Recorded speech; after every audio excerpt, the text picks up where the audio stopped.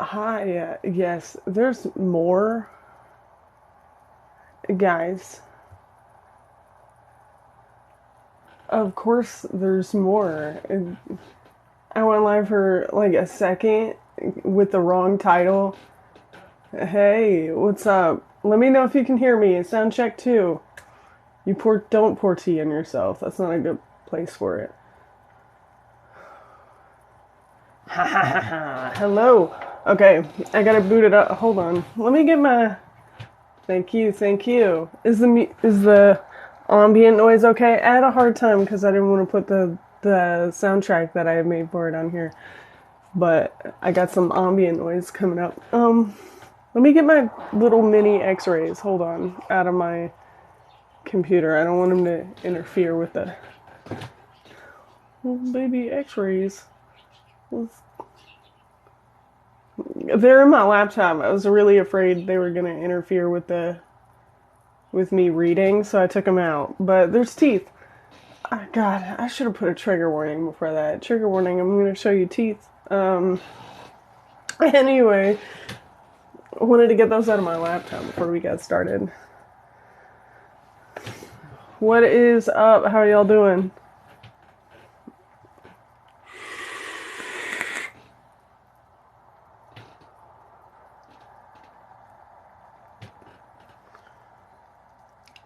I believe you. You don't have to talk. We don't have to talk. You can just chill in here. I'm going to read you a story in a bit anyway. It's going to be completely unnecessary if you talk. So you just lay back, get rid of that migraine. I'll do my best. Can't guarantee anything. Kiri and Denki say hi. You were in their live earlier. Yeah, me and Sarah were watching an anime. I meant to drop in there, but Film Aizawa vids that I saw me like, oh yeah, go Film Aizawa. Super stoked about that. I love Aizawa content. I try any Aizawa that I can duet, I choose to. Hello, nice to see you. This is Kirishima. Awesome. Hi. Glad you could make it. Glad we're all here. Everybody filing in. Did anybody? I saw a little bit of the Discord before I came in. Is Simp for Dinks not going to be able to make it? Are you checking to eat on behalf of Simp for Dinks since they're not going to be here?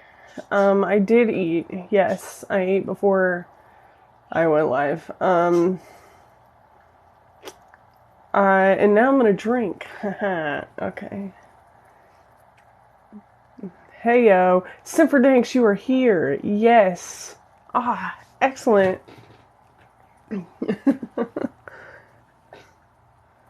I did. It wasn't the healthiest dinner, but I ate. So glad you're here. I think I'm checked everybody. Is Insomnia in here?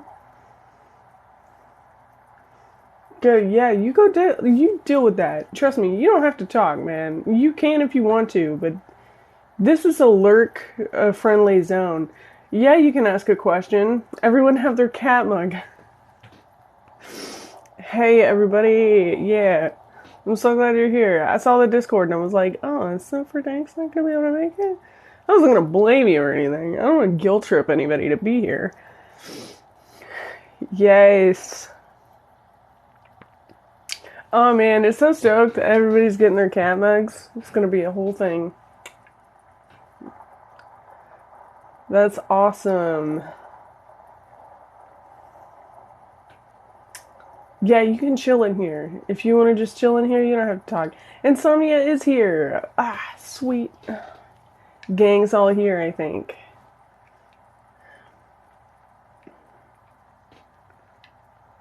I'm always partial to Ari and Sue, but I love all three of those options, man. You do whatever your funky heart wants, I guess.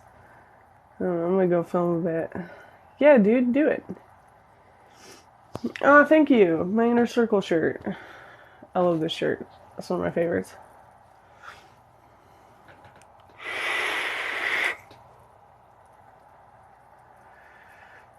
Ah, for real? I just calls him as I sees him fill in.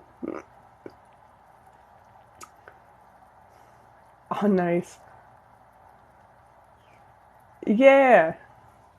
So glad you're here. We're gonna be doing short stories because we finished the first book last time. So that's pretty exciting. We finished a whole book on TikTok. So if nothing else, you read a whole book, which is more than most adults can say that they've done in an entire year. Like, so be like, I read a book this year, and it's not even February. So you've already accomplished something this year. And if anybody tells you that audiobooks aren't reading, you can just look, if you're boring, just say that. But yeah, you did it. And we're gonna read. If we get to it, 2 short stories tonight. If we can get through them both, 2. If you only want to do 1, I feel it. But I'm pretty solid I can get through both of these before 11. Audiobooks are librarian approved. You heard it here. And they're a real librarian too. They're legit.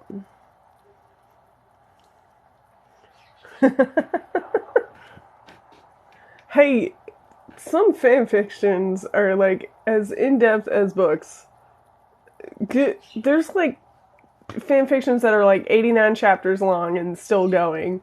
And you're just reading them as they continue coming out. That's dedication. One, that shows dedication.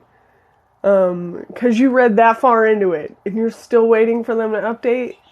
Come on, that's kind of our favorite librarian approved it, so we're good. Yeah, like some authors just be crazy. Like it's like the One Piece of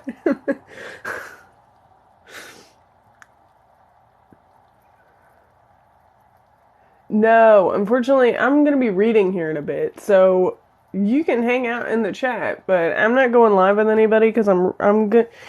There's not going to be a whole lot for you to advertise on your platform, and I know a lot of people are really platform conscious, and they want to be doing stuff and interacting with people, and I'm attempting to do the opposite of that. Actually, I I am so focused on removing myself from interpersonal connection that I only interact with like the people in my Discord on the regular. And I read to them. My cosplay looks great, by the way. I experimented a little bit with it. Should I keep it? Should I toss it? What do you think? Different makeup. New year, new me. I don't know. I did it different today.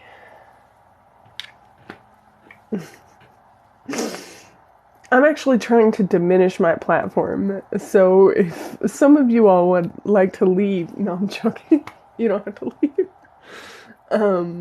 Thank you. Awesome. I did a little bit differently.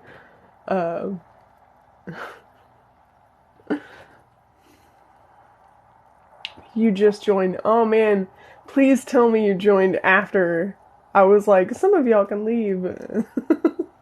That is true. Everyone has the option of leaving at all times. I was making a joke. Yeah, I did it a little different. A little different. Glad you like it. I kind of liked it too.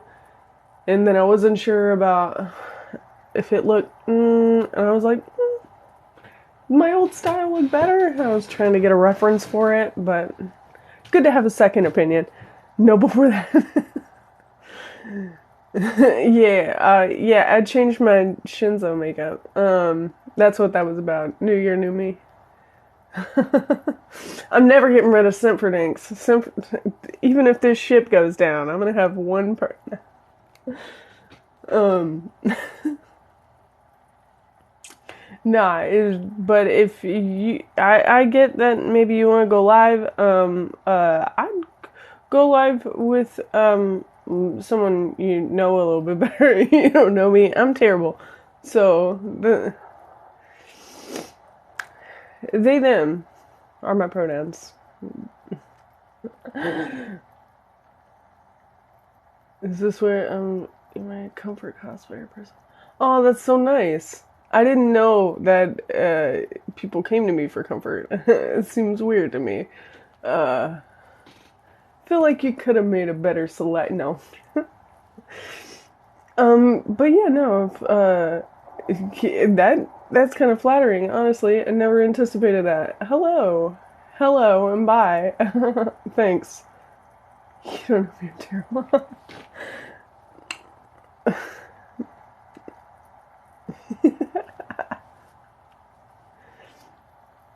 Awesome.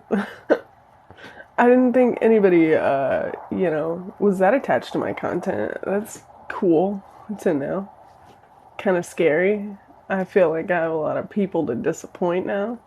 But then again, I felt that at 10K too, and now I'm more alarmed. Trying to slow the spread a little bit. So if you don't see my content as much, it's because I'm actually looking to diminish the reach. While I was on a COVID break, I actually stopped uploading for a little bit. I was like, I feel like this will slow the spread. And then the first video I uploaded, I got like a bunch of follows like in one day, and it was like, ooh, might have messed up. How'd this happen? Thank you. Awesome. I didn't know it was one of your top 3. Aw, that's so nice.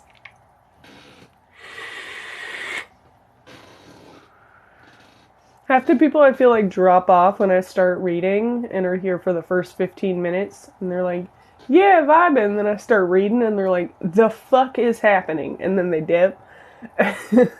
But then the core people who like stay here are like, what is happening? And then they pick up the book, and then I've slowly started adding more people onto the original 8 just from people going, what is happening in this live right now? Why is Shinzo not responding? Yes, we finished the first one, but we're reading more of that series. We have 2 short stories of Johannes Cabal lined up today: the Blustery Day and Exeunt Demon King. So, and we're going to be continuing with the series. There's 4 other books in the series. There's also, I think, at least 4 more short stories. So yeah. So there's plenty more content. If you like the necromancer stuff, we're gonna have more of that today and otherwise. Should be fun. Then it just said, yeah. Oh, that's okay. I'm glad you dropped in. Bye. Yep, that is me, Shinzo. Hi. Yes. Do you play D&D? I used to, back in high school. I haven't played in years. I don't really have a lot of friends. I don't know if you gathered that. And I guess I just like know 1 or 2 people at a time, so then I don't ever really get like a group of people that I know very well to play is my problem, because I don't know that many people, and also I don't like that many people. It's a consistent problem. But I do like role-playing games, and I do like D&D. What's getting you blocked? Why? Same. Yeah, I just don't know enough people that I like. And then anybody that I do like decently, I offend them by saying that I would not want to do that with them. Like, they're just like, hey, would you want to join my campaign? And I'm like, and hang out with you how many times? No. Like, thank you for the roses. I appreciate that. But yeah, I would take since hard and sorry. Oh no, yeah, you take your time and you do what you gotta, and trust me, we'll make sense of it. Finger heart. Yeah, thank you. Dad is here. Awesome. Hi, Dad. My dad's in the chat, you guys. My dad's in the chat. Washington's phone. I was playing, but my DM was toxic. I feel a lot of people are toxic. And I feel like we should just cut them out of your life. That's my solution to everything. I should stop saying that. The point where I get really canon is that I'm like, get rid of them, like to everyone about any friend or any person in their life. Someone tried to tell me problems they were having with their mom the other day, and I'm like, just get rid of them. And they were like, what? And I was like, throw the whole mom out. Doesn't matter. And they were like, it's my mom. I can't do that. I'm like, sure you can. Sure you can.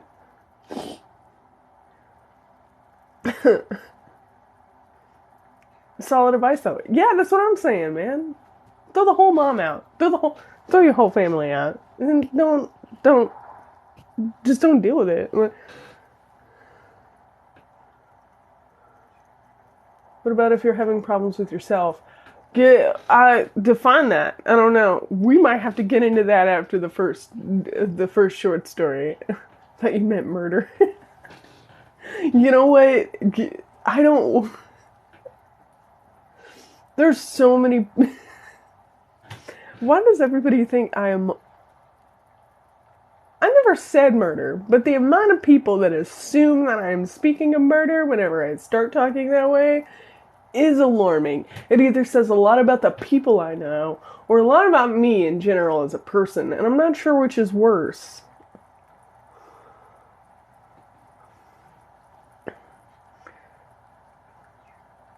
Yeah, therapy is awesome. Dark jokes are welcome. That's fine. We gotta get started on this short story, guys. Are you ready for the short story? This one's gonna be Blustery Day, because that was the one that was published first. And I have to read it on my laptop, because they don't even make physical copies of this. So, you ready? Awesome. Whoop, hold up. Story time. I'm gonna get my laptop. Oof. No, I don't want to touch this mic pack. Ooh, stop it. Alright, we all ready?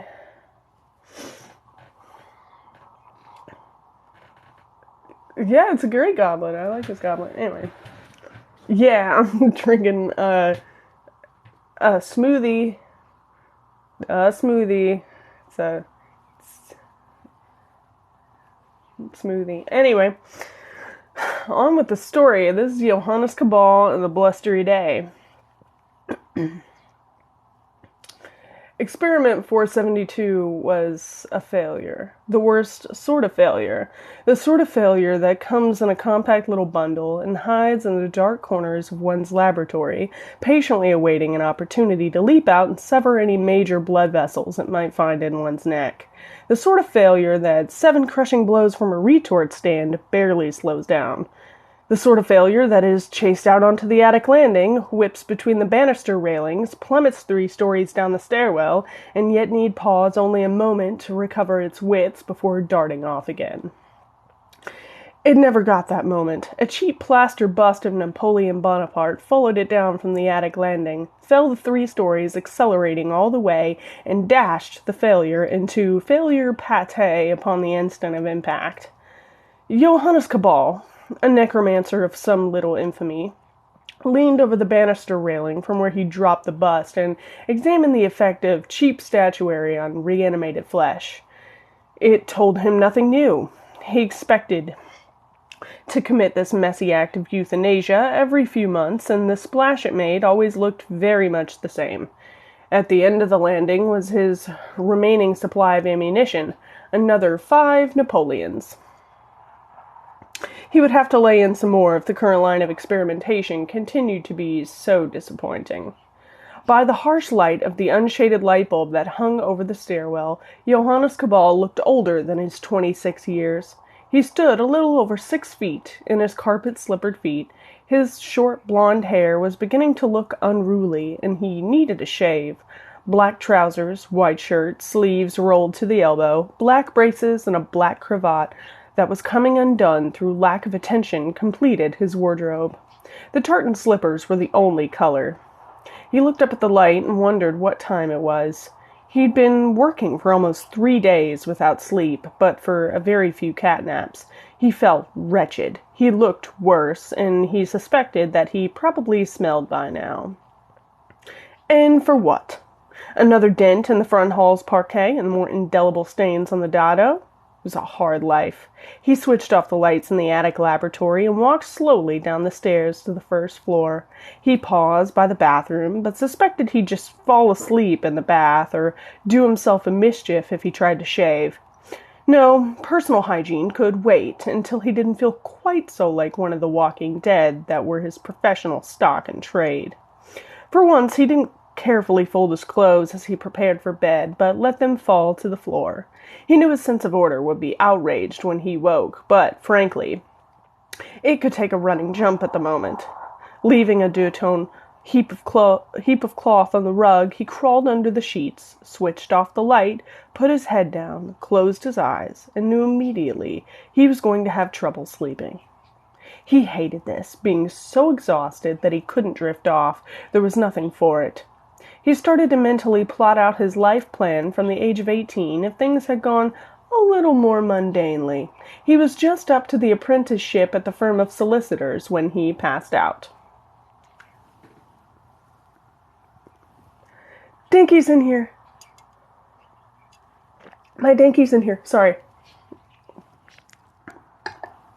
Anyway. Big mood, yeah. Time went by, and the only sounds were the ticking of his alarm clock, the more resonant clicks of the grandfather clock in the hall, and the wooden box on the deep shelf by the fireplace in the living room singing underneath the arches quietly to amuse itself. These were the usual sounds of the house, and did not disturb Cabal. At 17 minutes past 4, the whispering started. It began, inevitably, at the skirting boards no more than a couple inches above the floor and traveled across the room towards the bed. As it traveled, more tiny voices joined it in urgent discussion almost beyond the range of the human ear. Cabal didn't hear it physically, but psychically. It disturbed him, and he was driven up from the well of sleep with ill grace. He didn't need to look at the clock to know that it was 17 minutes past 4. On the rare occasions that he suffered these visits, it was invariably at 17 minutes past 4. They even took account of summer and winter time. Why, he had no idea. He waited, apparently still asleep, but seething with impatience to get this over with. Sometimes they told him something useful. Usually they just woke him up to tell him something achingly obvious or irrelevant. You can lead a horse to water, but you cannot make him wash it all off, Johannes. Frederick Lewis, Prince of Wales, was mortally wounded by a cricket ball. Marvelous. If he'd really wanted little voices whispering gibberish in his ear, he would have invested in a radio license. The whispering moved up the side of the bed and stopped on the pillow by his ear. Cabal kept his eyes carefully shut. He valued his sight too much to do otherwise. These were the skirting board people, and to look upon them was to be blinded, usually by rusty panel pins when least expected. After an interminable wait, then the skirting board people evidently took to be dramatic. Their elected spokesthing whispered sibilantly into Cabal's ear. Johannes Cabal! Johannes Cabal! The coldest wind is coming. So cold, cold to your marrow. It will cut you to the bone, Johannes, to the bone. Having done what they apparently regarded as their duty, they took their leave. Cabal permitted himself a frown. What were they talking about? He sat up, eyes still tightly shut, and called after them as they ran, or flew, or rolled back to their homes in the mouse-holes of rather more than 3 blinded mice. What?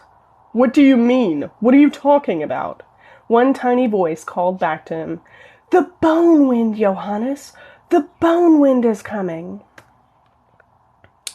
Then it was gone, and the only sound was the ticking and the clicking and the box la-la-lying because it had forgotten the words to the song verse. Cabal fell heavily back into the horizontal and exhaled vexatiously through his nose. This was just bloody typical.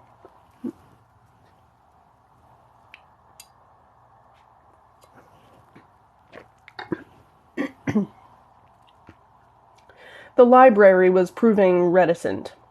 Bathed, shaved, freshly dressed, and breakfasted, Johannes Cabal once again felt capable of taking on the world, just so long as it engaged him one torch-bearing mob at a time. He was not, however, a happy man. Nowhere could he find any references to the bone wind, and that worried him in a know-your-enemy sort of way. Then again, his library wasn't really intended for research into the weather, no matter how preternatural the weather in question was. Even then, he had no guarantee that it was a wind in any real sense at all. It might only be figurative. Metaphors irritated Cabal beyond reason. Why couldn't people just say what they meant? He remembered the tea chest of unsorted books sitting in the first cellar and wondered if any of them might be of any help. He'd been intending to index them properly at some point, but pressure of work and the intractability of the Dewey Decimal Classification System when faced with the subjects he dealt in had conspired to put him off. Not a crastinatory personality as a rule, there were only so many seconds in the day to be spent scribbling new classes in the margins of Dewey that sometimes reached 12 decimal places. These were valuable seconds, and Cabal wasn't inclined to spend them indexing books he knew he would probably never read. Still, they were all drawn from assorted special auctions and the closing down sales of failed cults, so there might be something of use in this present predicament. Down the steps and into the first, relatively innocent-looking cellar, there was a second, but its entrance was hidden and contained items he doubted the local constabulary would accept as innocent and everyday. He removed a dried-up bucket of size from a three-legged stool and made himself relatively comfortable beneath the dusty light bulb, took a deep breath, and delved into the first chest. It was slow, laborious work. Several of the books weren't in the impressive list of languages that he spoke, and a couple looked very like they were in cipher. These he put to one side for later examination. The others were a pathetic collection of the heartfelt outpourings of deluded minds in the main, and Cabal felt he might well be wasting whatever time he had before the mysterious bone wind made its appearance. Then, towards the bottom of the second chest, he found a water-damaged book with a provocative title. Cultus Meteorologicus, he read, grimacing at the combination of Latin and Greek. Nothing good ever came out of combining Latin and Greek. Look at television. Being the accumulated knowledge of the Brotherhood and the Puissant Storm, Cabal gauged that there were 40 pages in it. Examination showed the last 7 pages to be blank, although they'd been helpfully headed Notes. In his experience, that put it on par with the accumulated knowledge of most cults. A moment of concentration reminded him of their cult's fate. It had discovered the principles of summoning certain manifestations associated with the weather, with more enthusiasm than care, and more glee than sense. They had quickly arranged a ritual. It had gone very nearly to plan, but for a slip of a pencil during the calculations pertaining to the scale of the incantation. Instead of summoning an entity roughly analogous to Frosty the Snowman, they'd got the Wendigo. The local police were fishing frozen corpses out of the treetops for weeks afterwards. Cabal got up to go. If he had to read the maunderings of a bunch of meteorologically obsessed sociopaths, he could at least do it in comfort.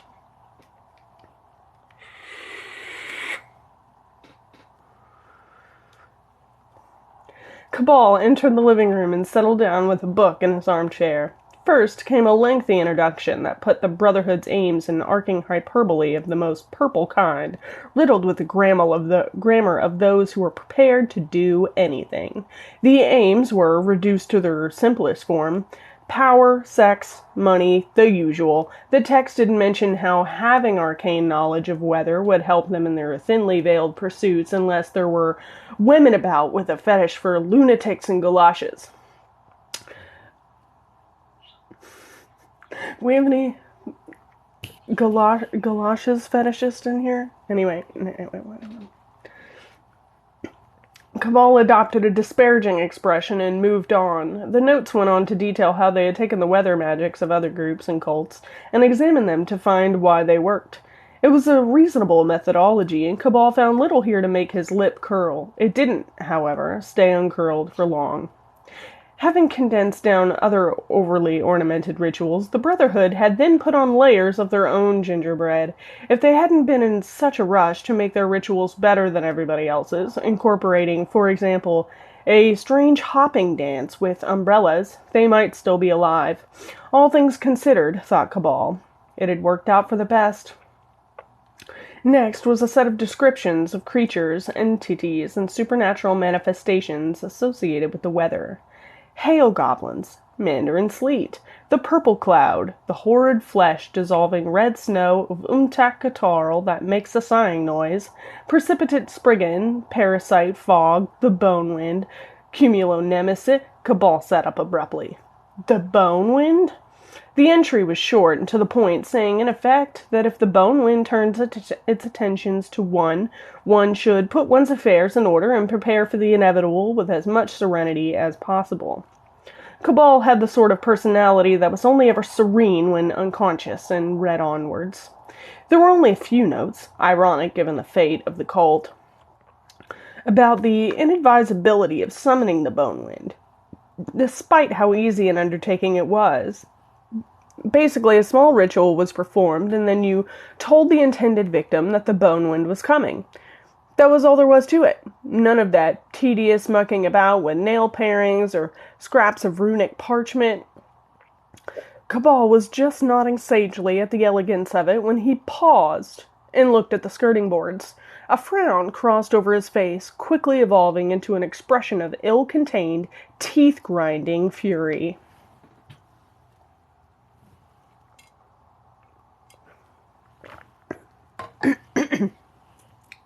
"You bastards!" he hissed. "You ungrateful little bastards!" He made the trip down to the cellar to fetch a crowbar and went up to his bedroom. The skirting boards were nice examples of the carpenter's artistry, but he didn't hesitate for a moment. They made a horrible creaking noise as he jammed the end of the bar between the wood and the wall and applied pressure. With a shriek of failing nails, it gave, revealing a long, low cavern excavated into the plaster and brick behind. The skirting board people had wisely made themselves scarce, but had left a few items behind, including several small doll-sized chairs, a flip chart on a stand, and a tiny jug containing, guessing from the color, lemon barley water. Cabal went flat on his chest, reached in, and grabbed the chart. The markings on it were tiny and difficult to make out to the naked eye. Moments later, as Cabal stood in the bright light of day, shining through the attic laboratory's unblinded skylights, and examined the chart sheets closely through a jeweler's loupe, their import became clear. They were the work of some Lilliputian architect showing a sideways projection of the house. His house, with its front wall removed to show the addition of new floors within. Lots of new floors, each slightly taller than a skirting board. Cabal flung open the laboratory door and bellowed down the stairwell. "You little swine! Ingrates! I let you live here, and this is how you repay me? You'll turn this place into a condominium for louche pixies over my dead body!" Which, that thought sobered him. That was the intention.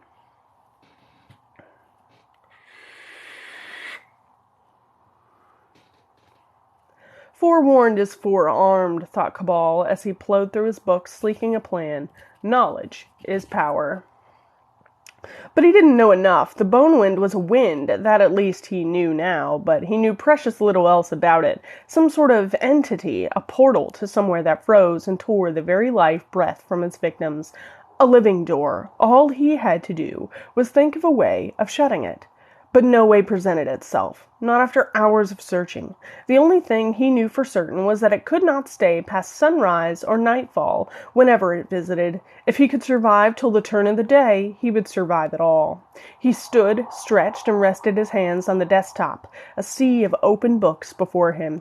He had no choice. He was going to have to extemporize and hope one cunning ruse or another would turn the trick. If not, well... Cabal started to draw his plans against his unwanted visitor.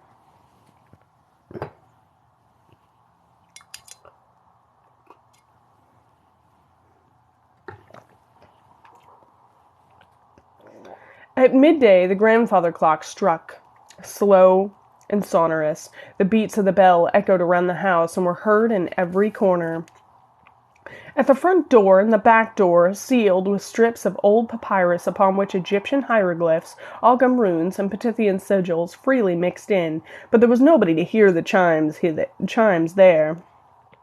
In the living room and the study, the window catches were encased in wax from a damnable candle, a seal placed upon them by a signet ring that Cabal had handled awkwardly, the original owner's fingers still being in it.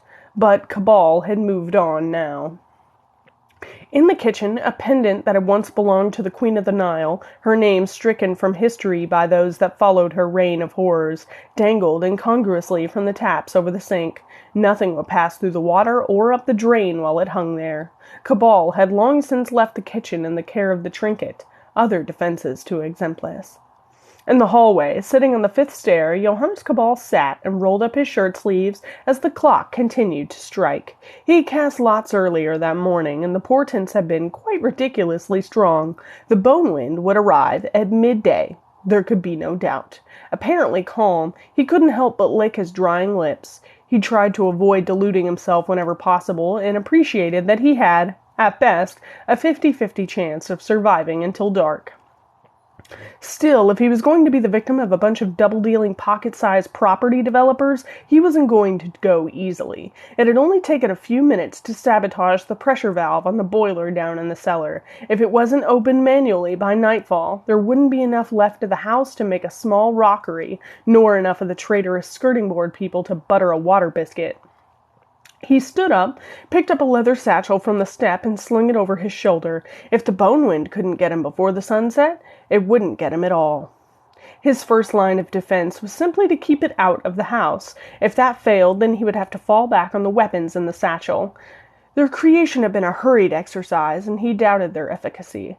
The house had to stand firm if he were to stand a chance. The clock struck the last stroke of 12 and left the house in slowly encroaching silence as the note died away. "Well, then," said Cabal, walking to the middle of the hallway, "where are you?" There was no answer, no sound at all but the steady ticking of the grandfather clock. Cabal waited. At 1 minute and 55 seconds past noon, the ticking stopped abruptly, plunging the house into silence. Cabal looked over his shoulder at the clock and then at the front door. "Melodramatic and tardy," he called out. "What a dismal combination."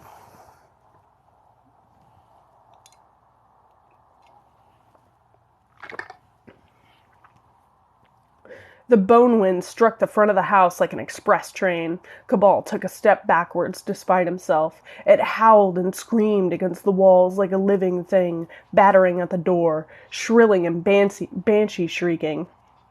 Beneath these sounds, there was just audible a ghastly counterpoint of scratching and scrabbling as of 1,000 bony fingers clawing to get in. The door rattled frantically in its frame and even seemed, to Cabal's closely attentive eye, to bulge in a manner unseemly for English oak. But it held, and it held well, and Cabal's confidence grew. The parchment strips that sealed the door into its frame made the physical barrier a metaphysical one too, and seemed to be frustrating the wind's efforts to enter magnificently. "My own variation on the warding of Kush," he called to the bone wind, as much to steady his nerve as to taunt his enemy. "Quite efficacious, don't you find?" In answer, everything abruptly grew silent. Cabal ran to the living room window in time to see something outside that was clear air, yet distorted the sky beyond it like molten glass, that was speckled with flecks of black that whirled into and out of existence on the moment, that held storm crows, finger bones, and teeth as flickers in the light. Then it whirled upwards, and he couldn't see it any more. He threw himself back into the hall and up the stairs in a ferment of agonized anticipation. Wherever it tried to get in, he had to be there to face it. Along the landings he ran, the bone wind flinging itself against window after window in mounting fury, the light becoming filtered and profane wherever it passed. Window after window shivered and creaked in its frame. Window after window rattled and squeaked as the bones of the wind hailed against the glass butt, through it all, window after window held strong against the onslaught. After every failed assault, Cabal's confidence grew. Onwards and upwards the bone wind moved until it was battering upon the attic skylights. Cabal stood there in the middle of the laboratory floor, arms crossed, and looked up at it. It was a thing half seen in full light, something that had no right to be there, but overstayed its short welcome, hospitated in the land of the living. Finally, it stopped its onslaught and hung in the air above the house. It and its intended victim watched each other. "Well, that must be frustrating for you," said Cabal, understanding now that it sensed his words at a projective telepathic level. Interesting, but not unknown. "You've tried every door and every window, and they're all warded against you. I had a busy morning. You daren't even crack a pane of glass. We both know the penalty for that." The bone wind boiled and thrashed. "Oh, yes, we do," continued Cabal. "You can't get in at all. I've sealed every door against you, every window, every gap in the structure." He paused. In one movement he swept his blue glass spectacles into his hands, and his eyes, revealed, were wide with surprise and horror. "Ach, du lieber Gott!" he cried in a terrible voice. "The coal-hole!" In that moment the bone wind was gone, whirling down and around the outside of the house. Cabal, meanwhile, put his spectacles back on, checked his watch, and waited. His paroxysm of terror quite gone. 10 minutes later the air above the house convulsed again, and the bone wind was back. "My mistake," said Cabal conversationally. "The boiler's oil-fired. Hope you didn't waste too long looking for a non-existent coal chute. You did? Ah, well." He scratched his ear. "I suppose that takes us 10 minutes closer to nightfall." The bone wind dropped with a massive certainty toward the house as imminent as an elephant, screaming in anger. Unlike an elephant, it bounced. The wards were strong against it, and it would find no way in. Cabal drew up a chair and arranged himself comfortably, lounging back so that he might watch the bone wind through the skylights. He reached over to where he had flung his jacket carelessly on the workbench and found his cigar case in the pocket. Lighting up one of the thin, dark cigars he favored on the rare occasions he smoked, he leaned back and observed the furious entity that had been sent to kill him in a manner too horrible to describe. After a few moments of silent consideration, he started puffing smoke rings at it. The bone wind made a crackling howl that reverberated around the valley and vanished from view. Cabal laughed a low laugh and settled down to enjoy his cigar.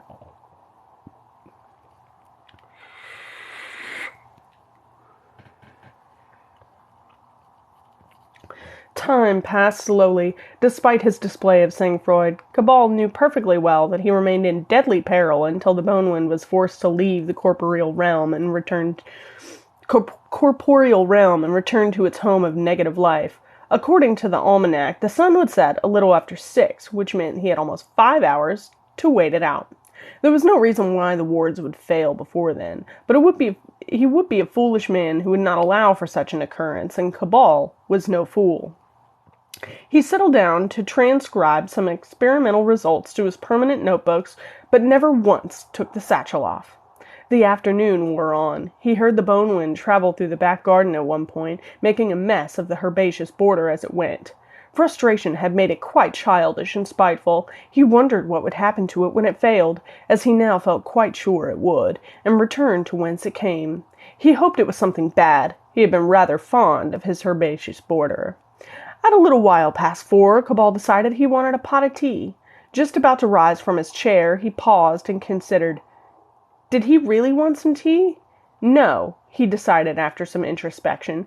He didn't. The desire was being triggered by something else, something internal. His subconscious was trying to tell him something, but being a subconscious, couldn't just go ahead and tell him. Oh no, it had to get all signs and symbols with him. Cabal usually didn't get cross with the workings of his inner mind because, after all, it was on his side and had often helped him in the past. He just wished it wouldn't insist on being so bloody abstruse. Under the circumstances, however, he couldn't help but feel a little irritated.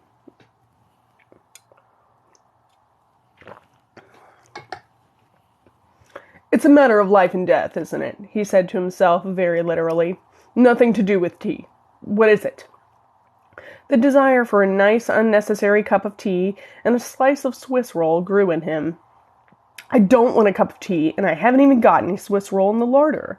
Or did he? Cabal didn't usually forget things, but he had an odd paranoid feeling that perhaps there was really a Swiss roll, a nice one, on a plate in the larder. Why didn't he go down there and see? Look, I need a clear idea of why my life depends on a Swiss roll and tea, and if I'd wanted tea, it would have been over an hour ago at 3. It's now. He checked his pocket watch. 4:15. Why drag tea into it at all? As portents go, it's... He paused and then pulled his watch back from his waistcoat pocket. It wasn't 15 minutes past 4 at all. It's 17 minutes past. Ach, Scheiße! He was already running for the door. On the top landing, he snatched up a bust of Napoleon and threw it violently down the stairwell.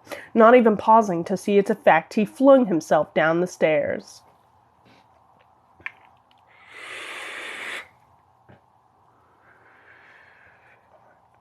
In the hallway, a few of the skirting board people jumped in surprise when the bus shattered into fragments behind them, but it only gave them momentary pause. They had other things to do. By the time Cabal bounded from the bottom landing and came down in a crouch amid the plaster fragments, he was too late. He had just a momentary impression of a slip of parchment vanishing under the skirting board by the door. The realization that the short strip that had sealed the letterbox was gone. Then the bone wind was in. The flap of the letterbox flipped up, and the bone wind poured through like water through a pierced hull, distorting the image of the door like gelled air. Flashing blackness detailed its heart as it rose tall and triumphant, not 10 feet away from Cabal. Cabal's hand drove reflexively into the depths of the satchel and grabbed at something, anything, to use as a weapon. His hand closed on some small glass vessel that he flung with a smooth whiplash action into the center of the boiling chaos, and hoped for the best. The glass bulb smashed against something that wasn't there in any true scientific sense, and its contents, a gray metallic powder, spilled and flared, caught by the flexing gusts and drafts that were the bone wind's muscles and fibers. Cabal blinked. The bulb had contained the powder of Ibn Ghazi, and its power was to render the invisible visible. For 10 heartbeats, for an eternity, he looked upon the true face of the bone wind. "Seen worse," said Johannes Cabal, and bolted for the stairs. The bone wind darted after him, angling up and sideways to negotiate the stairwell. Cabal flung fistfuls of unholy caltrops and mystical cantrips after him as he ran, but they fell away uselessly from the raging thing that pursued. In its eagerness to be upon him, it accelerated too harshly up the well and overshot the landing Cabal was on.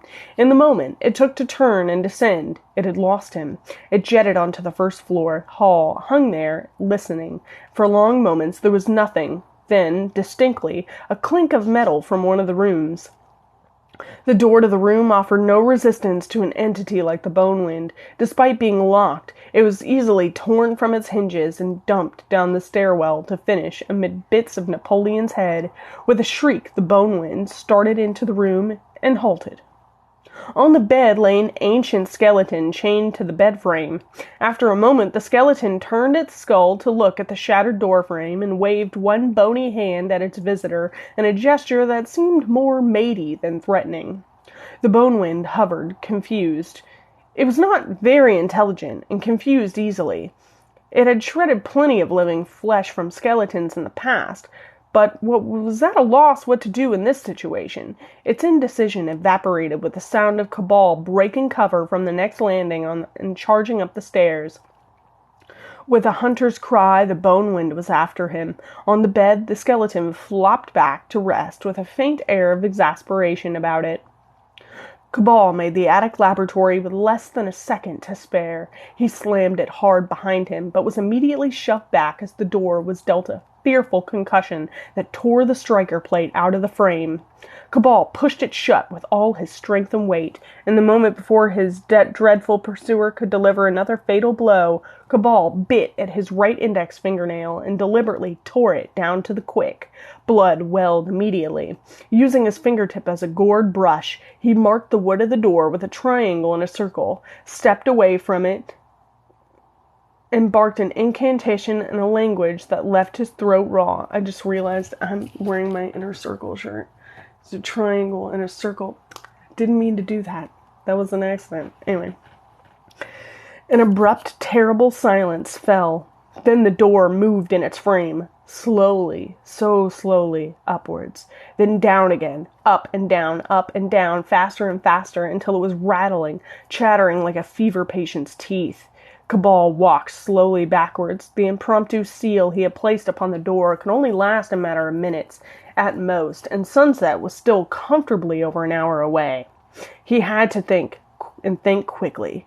He looked around. The bone wind was a creature of death, a gateway to a place where life was treasured as a foodstuff, the only foodstuff.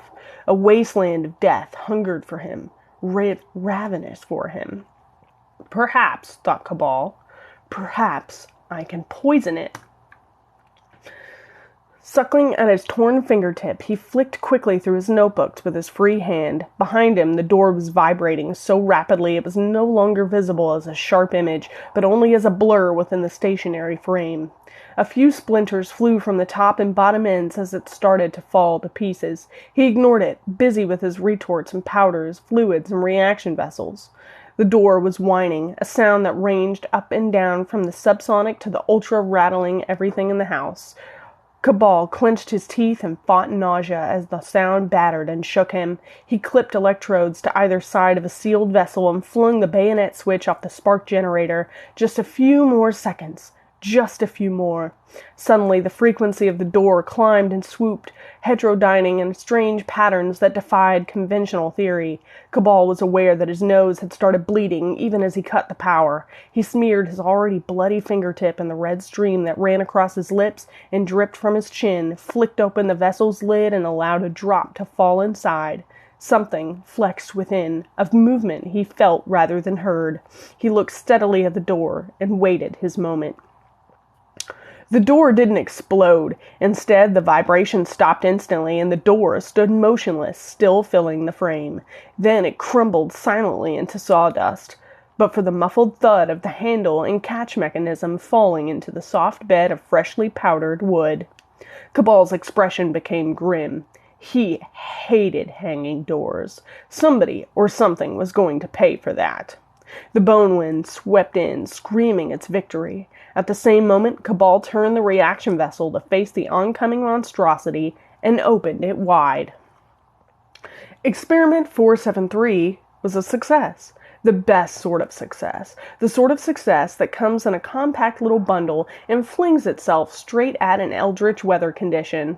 The sort of success that is immediately devoured by a portal between here and somewhere else. A place where life is savored as a delicacy. A place that has never experienced anything quite like Experiment 473. If it were possible for a body of air to have an expression, the bone wind would have looked aghast. It had every right. Somewhere within it, somewhere beyond it, Experiment 473 was running amok, furious to be given life, but damned if it was going to give it up. The bone wind grew quiet, curdled slightly. Cabal picked up another vessel and aimed it. "There's more where that came from," he said. The vessel was empty, naturally, but the bone wind didn't need to know that. It backed away, moaning dismally. "Get out of my house," said Cabal quietly. The bone wind faltered uncertainly. "Get out of my house!" roared Cabal and released the vessel's catch. The bone wind retreated slowly out of the laboratory, apparently regarding the vessel Cabal bore before him as a vampire regards the cross, or almost everybody regards a Jehovah's Witness. Once over the banister railing, it descended quickly to the ground floor, Cabal dogging it every step of the way. In the hallway, it moved to the door, fumbled pathetically with the flap of the letterbox for some moments, and then slunk out through the slot. The whole performance had a sense of shame and humiliation about it that, under the circumstances, Cabal rather enjoyed. He daubed the letterbox with his own blood, made himself hoarse repeating the incantation, and then flopped to the floor, exhausted. All in all, he considered, it had been a very long day.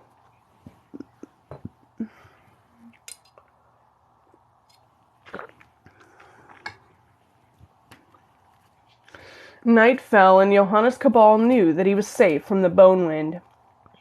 No time to rest, though. Things had to be done. After making an adjustment to the boiler's pressure valve, he went to the woodshed and got out his old bicycle. There was a bit of shopping he wanted to do at the village, and it couldn't wait. Of course, the hardware shop would be shut, but they'd open for him. They would if they knew what was good for them.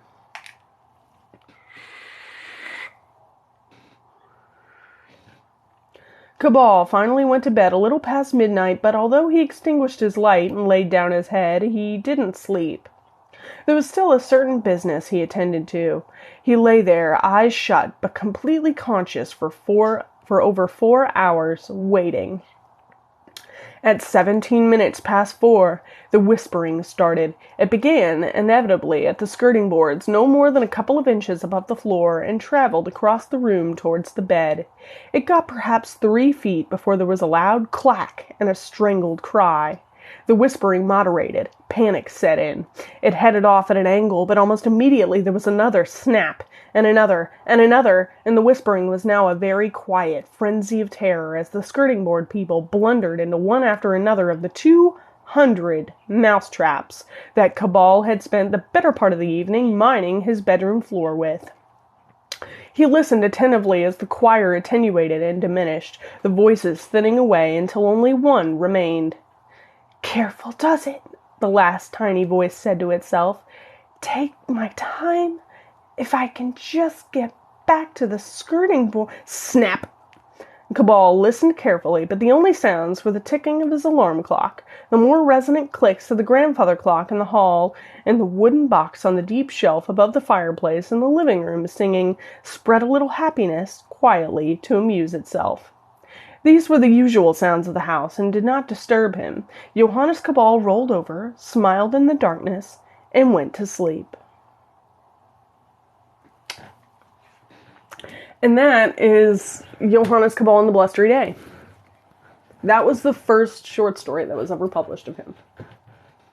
It was published before the original book, I'm pretty sure. Because he was only ever supposed to be featured in a short story.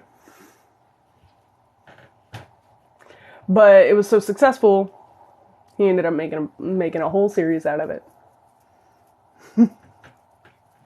Yeah, it's just short and cute.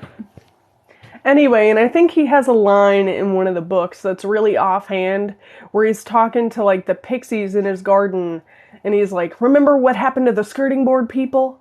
And it's just an offhand comment, but it's a whole other story that you just...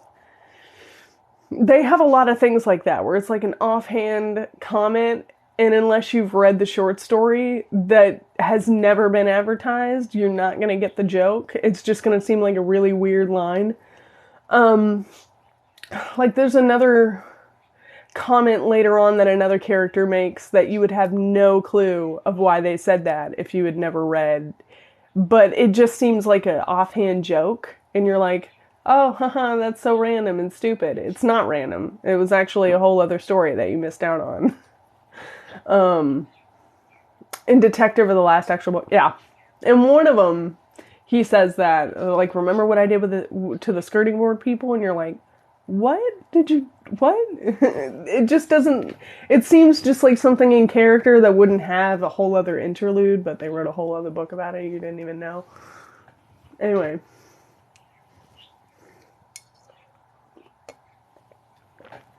And, if you want, I'm pretty sure I can get through it too.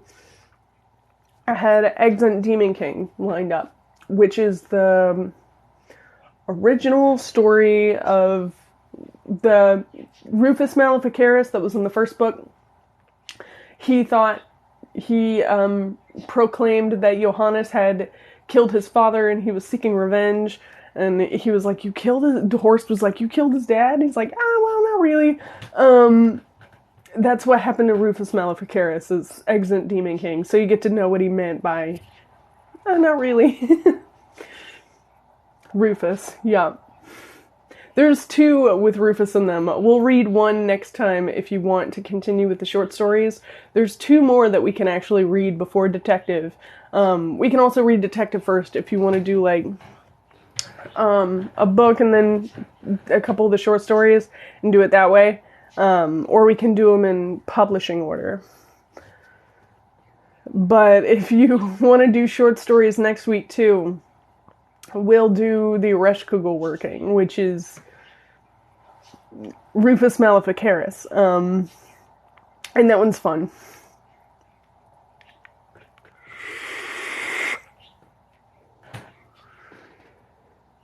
Do it in fun order? Do it in fun order? What's fun order? The fun order being the book and then like 2 short stories, or in publishing order? Which one do you consider the one that's fun? Because I don't remember saying the fun order. What's fun order?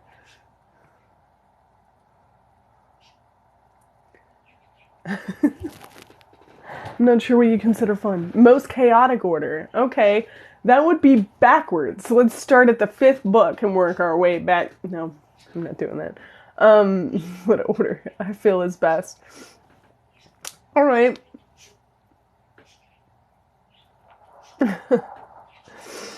And most entertaining to me.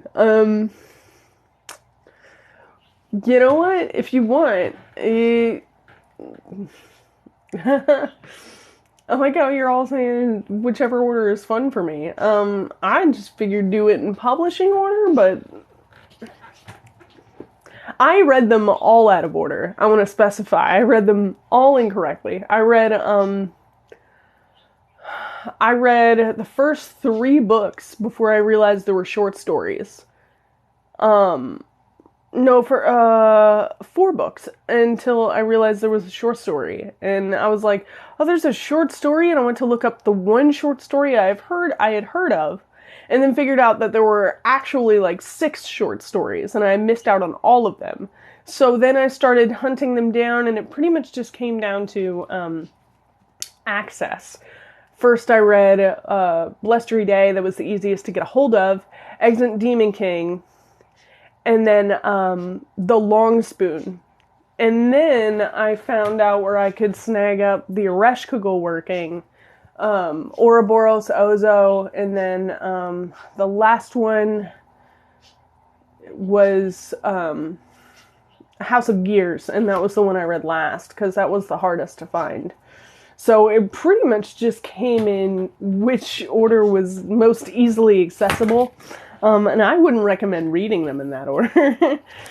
So, I'm going to read them in publishing order. I think that'll be easiest.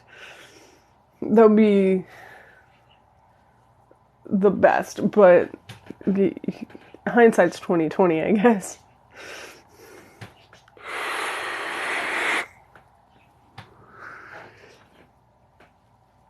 Especially because, you can only read something for the first time once. And I feel like timing is everything, because I wish I would have not...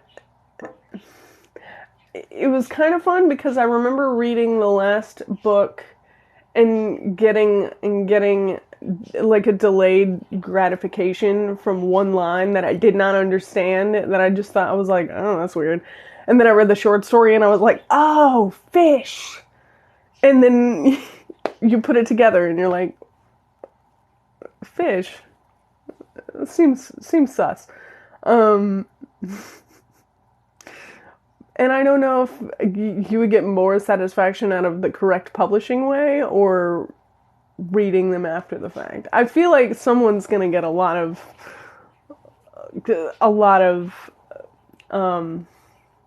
enjoyment out of the Long Spoon. At least a couple people, maybe. When it comes up later. When we get to that one.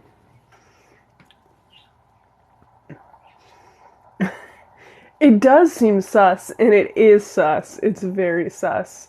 Even in context, it's sus. You're like, that seems inappropriate.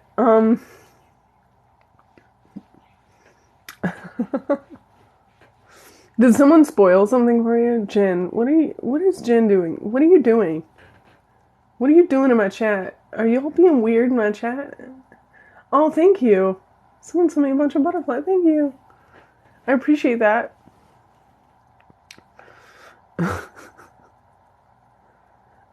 Yay, Slimes is here. Hi, Finn.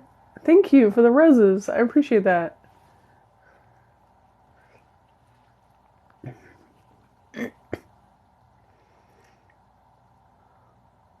Yeah, how's your coworker doing? What's going on? What is happening? We're gonna have to talk about that later. Half the time no one knows what they're talking about. I feel like they be having secret conversations with us not around, and then you fought our coworker. What? You just be fighting people's coworkers and shit? Like, where? Good, I'm glad you feel better. Stay on that migraine, though.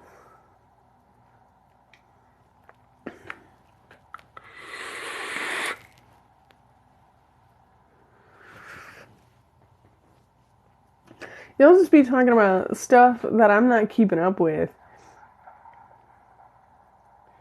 6:30 in the morning. Who is up fighting people at 6:30 in the morning? I gotta wait until at least 2 p.m. before I be fighting anybody. It has to be past 2. New rule. I feel like I shouldn't have to say that. You didn't sleep. Neither did I, but you don't see me fighting at 6:30 in the morning. Oh, yay, I'm glad. I'm glad I helped. Oh, that's so great. Anybody whose kids are listening, I'm sorry for cursing and being offensive, but I hope you and your child are enjoying it. Just remember to educate your child on the use of language and the effects it can have on the people and environment in which they reside. Make sure they don't offend anyone necessarily, and realize that words are just words, and it depends on the context and how you use them. Education is power. And I didn't say knowledge is power because I knew somebody was going to do the G.I. Joe thing in my chat, and I don't want that beat going on. 6:30 is when you start fighting people. Y'all be crazy. You'll be crazy in this thing. He's 10 months old, don't worry, okay? I was like, whoa, whose kid is listening to this? I feel like maybe that, by then it doesn't even matter what you're saying. They just really like your voice, and they find you a calming presence, and I'm okay with that.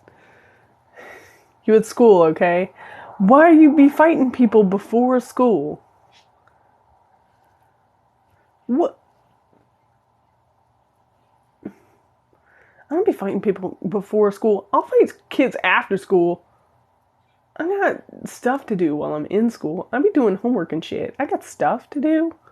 I got a test today I gotta worry about. I ain't gonna fight people.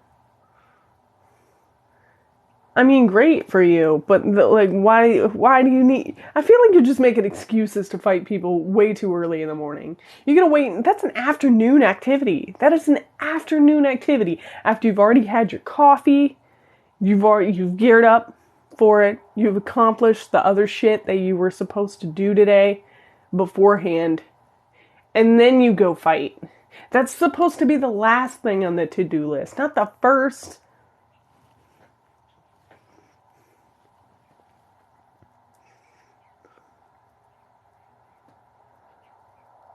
You missed one story. Aww. I am a very calming presence for babies and cats, apparently. And you know what? I'm cool with that. It is. It's an afternoon activity. What do you mean? But you're more angry without coffee. I have less energy without coffee. That's the thing, is I'm angry before coffee, but I also have a distinct lack of will to do anything before coffee. I don't be doing anything before coffee. I'm not awake for that. You want to fight me before? No. Anybody come up and try and fight me at 6:30 in the morning, I'm going to be like, look, nah. We're going to have to reschedule. You have your people talk to my people, and then I'm walking away. Also, entitled to come up to me, seeking a fight at 6:30. Like I owe you that. Absolutely the fuck not. Get out of here. I do not have fangs. Does it look like I do? I don't have fangs. Not in right now. Give me an hour or something, right? Same extreme. There will be issues later when I reschedule them. Either that or you better have burning hot coffee on you for me to forgive you immediately. Unless you've accidentally knocked it out of my hand and onto yourself, and you apologize immediately, then, you know what, I'm going to be irritated, but I'm probably just going to sigh exasperately and then walk away. And then go make myself more coffee and not let you near it. Like, that would be my issue. Unless you're wearing it, I'm not going to forgive you, but we're going to deal with it later.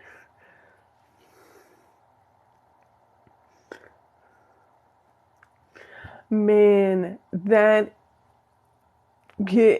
recently, is that the reason for the migraine? I'm concerned now. But you know what? I respect it. It takes a lot to get off caffeine.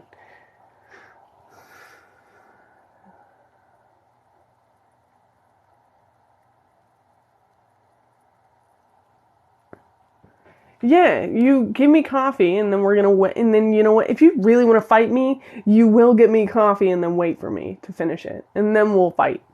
You know what? If you want to fight immediately after coffee, good the fuck luck, because I'm ready to fucking go at that point.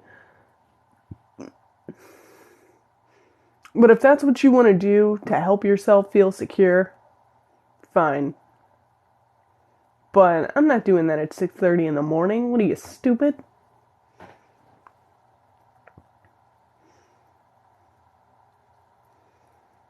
Oh, okay. Let's see. Your coffee time happens at 5:30. I don't even get up. See, that's the thing is I'm also primarily nocturnal. I don't even go to sleep until like almost 9. Like, it's a problem. And I wake up at like 11, 12 sometimes.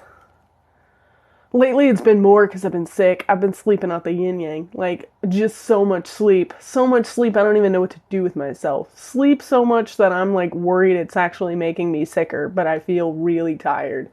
Like, just laying down all the time.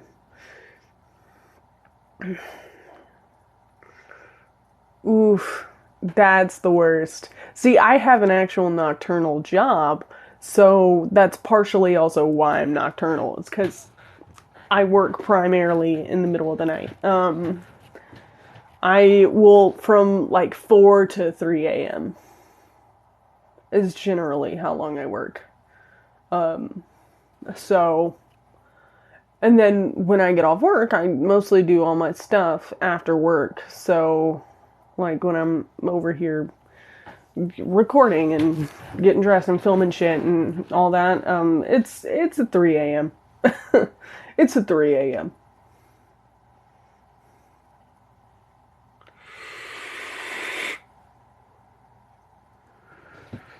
Yeah, COVID buddies. Yeah, like for real, like COVID kind of wiped me out. But I got a negative test. So I'm going to be able to get back to work here on Thursday, so that'll be fun. I actually can't wait to go back to work. I spend a lot of alone time at work and I haven't gotten that. I've just been at home. So I've been pretty much like falling asleep to intermittent periods of playing Skyrim, which already played Skyrim. I started a new file on Skyrim because I decided as long as I'm completely incapacitated, might as well. No, I haven't. I have COVID. I haven't been outside. What do you mean? I just said that. Anyway. You need all 25 cups of coffee. I believe you. I'll drink a full pot and then some, like, in a day, if you let me. Like, and, Sarah and Dinky have been getting really worried about my coffee consumption, so they have since implored me to step it down. And I'm trying. I had the least amount of coffee today that I've probably ever had since I was like 15. Skyrim on Steam, I only have a PC. Yeah, Skyrim is on PC, as far as I know, right? It is. I don't have it on PC, but I'm pretty sure it's ported. You can get it on PC. He, him. Sarah's pronouns are he, him. Quarantine in my entire household was driving me crazy because, yeah, same. Like, I was just like coming in here for hours at a time, falling asleep, reading stuff, just doing my thing, and then going out there playing Skyrim for a few hours until my eyes hurt, and then pretty much just switching off. Only thing I have done is like get in, because we've just been day drinking because we have nowhere to go. None of us can work. We can't leave the house. So it's just been me and Dinky day drinking, like, for a week. We watched all of Apocalypse, American Horror Story Apocalypse, and then they played Bendy and the Ink Machine the entire time. I played Skyrim the entire time. We read about 3 books apiece. I don't even know. I read a bunch of Nick Cutter novels. I finished The Acolyte. I also read another good book called The Hunger. It's like a fictional rendition of The Donner Party. And then I started... Oh, thank you. I appreciate that. Flowers. And now I can't remember the other book I read. Thank you. Oh, thank you. You know I love me the coffees. That was forever ago. Yeah, I always go into it with like very clear intentions. Like, I'm gonna try and like do like a playthrough where I do like this whole, like, because some of the decisions invalidate themselves. You know what I mean? Like Donner Party, I do say it's called The Hunger. But like, you know, you can only control like so much of your actions. Like, you can only go back and do so much. Once you make a commitment to like Stormcloaks or like being an Imperial Guard, for like instance, you can't go back and like, now I'm gonna be part of the Stormcloaks. You're like, no, because you're gonna have to start a whole new save file. You can't just be doing that. You can get messy in that game though. Like, you can make messy decisions, which I love.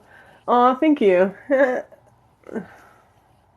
There's the new one in it. I don't know how the new kids are doing it. How are the new kids doing it? They're doing something funky with their hands now. Oh yeah, I think I still have it on the... Hold on, let me check the laptop, because I'm pretty sure I had it in here. Yeah, it was... Alma Katsu was the author for The Hunger. It was pretty good. I blew through it in like 2 days. Yeah, like, you do like a whole thing, and people put so much effort into Skyrim, and so do I. And so I was like, I'm gonna make a commitment. I'm gonna do a whole like rebellion playthrough, and like I'm gonna be an archer. And instead, I just end up picking everybody's pockets and sneaking around. Like, that's the only good thing I'm good at. And it's every single playthrough. I do this on accident. I'm like, last time I was like, I'm gonna be a brawler, and then I got like a Nord or something with like good like two-handed, you know? And I was like, I'm gonna be a two-hander, I'm gonna fight melee style, and then I ended up just sneaking around, picking everybody's pockets and shooting people in the butt with arrows and sneaking around. What? I don't... All of my playthroughs, I end up as an archer thief. Why am I always an archer thief? I don't understand. Does anybody else do that? Right now I'm a wood elf. Now I'm a wood elf. But I don't, assuming it's in your army. I just noticed that. As long as I'm not banned, that's fine. You can put a warning on there. I am, perhaps it was the season and the memories. Perhaps it was Parkin's non-judgmental view on Cabal's work, an unexpected attack on the smug ranks of the loathsome medical establishment, but Cabal suddenly felt the need for some companionship. Somebody just to chat to for a while as the night drew in. Cabal floundered in the unfamiliar waters of social interaction for a moment. Could I interest you in a drink before you go? It's a long walk back to the village, after all. Parkin stopped. He weighed Cabal up for a few seconds, then sighed and said, You're not going to poison me, are you? That would be a bloody silly thing to do. Poison? Cabal was taken aback. Ach, nein, I would not. I only kill in self-defense. He laughed. Parkin had never heard Cabal laugh before, had hardly thought him capable of it, and its unforced nature did a great deal to reassure him. My laboratory is, that phrase, in mothballs for the winter, precisely because it is such a difficult time to gather specimens. He shook his head. You have nothing to fear, Sergeant Parkin. I do not kill casually. I abominate death.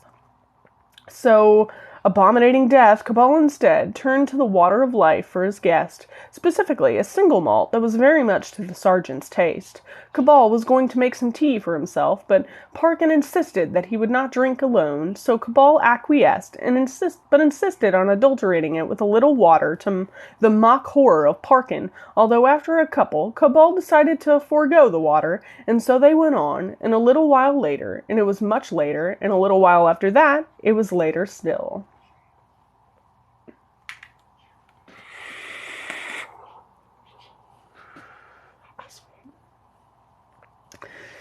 It was in the natural silence after Parkin had finished a strange little anecdote about a mad bull, a frightened constable, and a weapon usually intended to stop getaway cars by shattering the engine block. They sat listening to the sonorous ticking of the grandfather clock in the hall for a full 2 minutes.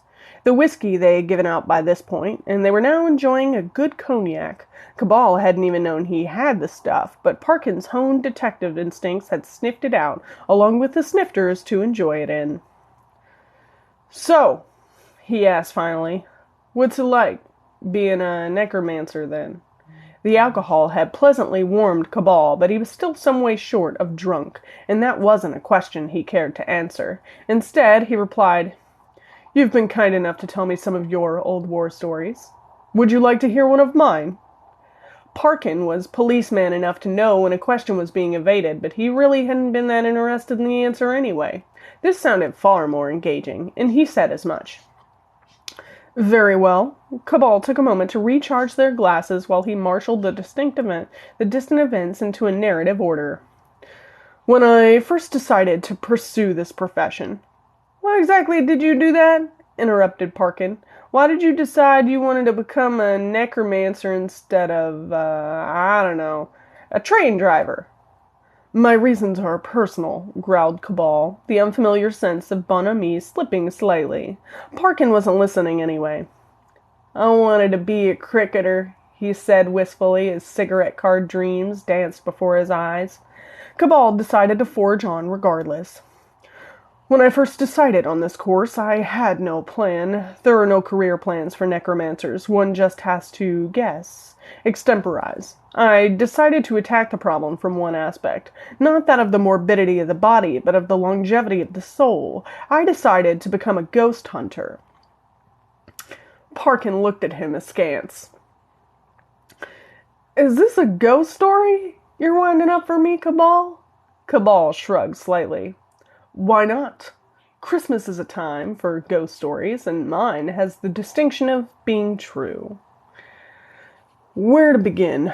Perhaps with an observation. A word is a word is a word, but words have power, and in my own profession, I have long since learned to regard them with a cautious respect. Part of that power is that of remembrance. A single word can draw one back to another time and another place, as the scent of a flower can resurrect a lost summer from the sepia depths of the past. Other words, though, can chill the heart and take one straight back to an ugly time, a fearful place. My story starts with such a word. He said it slowly, a small effort of will apparent, each syllable forced over his lips as if he was using his tongue to evict cockroaches. Pantomime.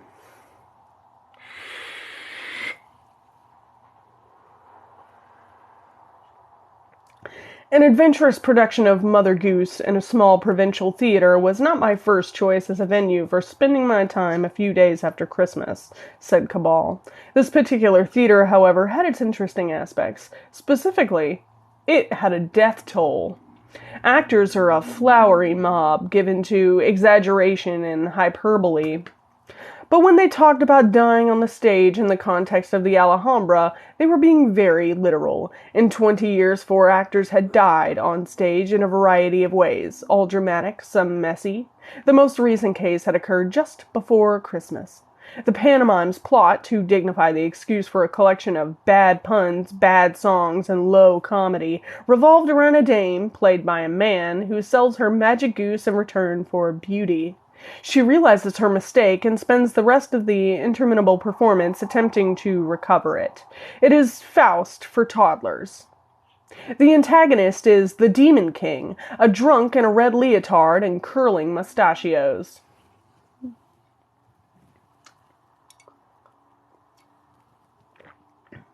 You want to see Johannes do theater? Man, this is where it happens. On the afternoon in question, a dull December afternoon with a sky the color of oxidized magnesium, the play had reached the point where the dame foolishly wishes for beauty out loud 3 times in the gloomy dark wood. Her wish is heard, and the Demon King appears in a flash and puff of yellow smoke. As an aside, summoning demons is actually a time-consuming and persnickety business. I feel this production seriously misled its audience, but I digress. On this occasion, there was a flash and a puff, but no infernal materialization. Only a muffled cry and sound like somebody taking an axe to a rotting tree stump. There was muttering in the wings. On the stage, the dame ad-libbed as well as a man in a dress faced by an audience of primary school children who knew damn well something is amiss can. Then the manager made his way on stage, apologized fulsomely, and said that due to a serious technical hitch, the show was being abandoned, full refunds would be made, and the management regretted any inconvenience. There had indeed been a serious technical hitch. In case you were unfamiliar with the workings of this particular piece of stage legerdemain, I shall explain. The flash and smoke are primary there to distract the eye, while the Demon King makes his entrance through a trapdoor, a particular type known as a star trap. The model the Alhambra had was octagonal in shape. Each edge of the octagon had its own triangle of a trapdoor, the end vertices of each sector of trapdoor meeting in the middle. The trick is that the actor is bodily launched by the use of a rapid rising platform up through the trap. The leaves spring back like the petals of a blooming flower on impact with the top of the actor's head. The actor shoots up through the stage and a little way into the air. The trap's leaves take the opportunity to fall back into place, and the actor lands lightly upon them to shrieks from the stalls and cries of uncritical admiration from the circle. All this business is covered by the smoke and dazzle from the flash. You will appreciate that the platform, a small item not much bigger than the star trap's aperture, must travel at a fair speed in order to accomplish the effect. The actor's safety is entirely dependent on the leaves moving up easily as he hits them. On this occasion, you will have guessed that they did not. As far as could be ascertained, they had not moved a whisker. Not when the actor hit them, not when he cried out in the brief moment of surprise he was allowed, not when his neck snapped, nor even as his skull was crushed. It was a mystery. The trap was checked daily as a matter of course and had always operated perfectly. The police were unable to find any sign of tampering or even of anybody who might have wanted to tamper with it. The theater was shut for a fortnight as the trap was tried again and again and again, and the police cast around looking for suspects, motives, and the like. They found nothing.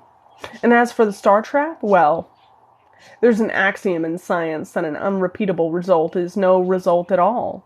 The circumstances of the tragic event could not be repeated, and nobody had the faintest idea what could have happened.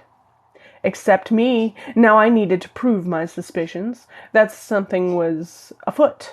was obvious to me, but chances might perform many peculiar acts and extraordinary happenstances, but I doubted that 4 apparently accidental deaths could be put down to mere bad luck, not when each had occurred precisely 2,300 days apart. The Alhambra was, as I have said, a small provincial theatre of the sort that was undoubtedly a music hall until a few years before. Now it put on reproductions of Shakespeare, travelling murder mysteries, and, of course, pantomimes. It lived a hand-to-mouth existence, and a fortnight's closure, even allowing for the days it would have been shut for Christmas anyway, was more of a drain than it could willingly manage. I expected to find the proprietor a desperate man, and I was not disappointed. Mr. Curry sat sweaty and unhappy at his desk as I introduced myself. In demeanor, he looked like a man whose dreams were haunted by the bailiff's knock. Physically, he looked like a shaved panda. "You're an actor?" he asked after I had introduced myself. Given I'd been delivering little other but lies in a convincing manner throughout my introduction, it seemed technically accurate to admit that I was, adding, "I've come about the vacant role." That froze him. You know, he asked cautiously, you know what happened to the last man who took that part? I blithely talked of a tragic accident, my understanding that the trap had been thoroughly tested, and finished with a statement to the effect that the show must go on. "It's a major role," he said, as if it were Lear. "There's a lot to learn. Have you ever—" "Ho, ho, ho," I intoned. "I am the Demon King. I come from where it's hot, and wickedness I bring." At this point, the audience should be booing and hissing, and I am advised by the script to ad-lib some responses. Curry looked at me patently baffled. I borrowed a copy of the script. I have an excellent memory. It did not take very long to learn. Curry took a dog-eared script from his desk drawer and slowly chose a page at random, never taking his eyes off me the whole time. Finally, he looked down and read, "Go away, you silly thing! When I go down, Mother Goose, you'll be carried on my back. If I go below without you, then I'm sure to get the sack. Then I exit stage left." I am attached to my dignity. I am well aware of it. Needs must, however. Mollified, Curry closed the script. "Indeed you do. Exeunt, Demon King." I may have winced. "Exit," I corrected him. I know a job interview is hardly the time to be correcting the Latin grammar of one's potential employer, but, really, sometimes, diplomacy be damned. The stage direction should be, "Exit, Demon King."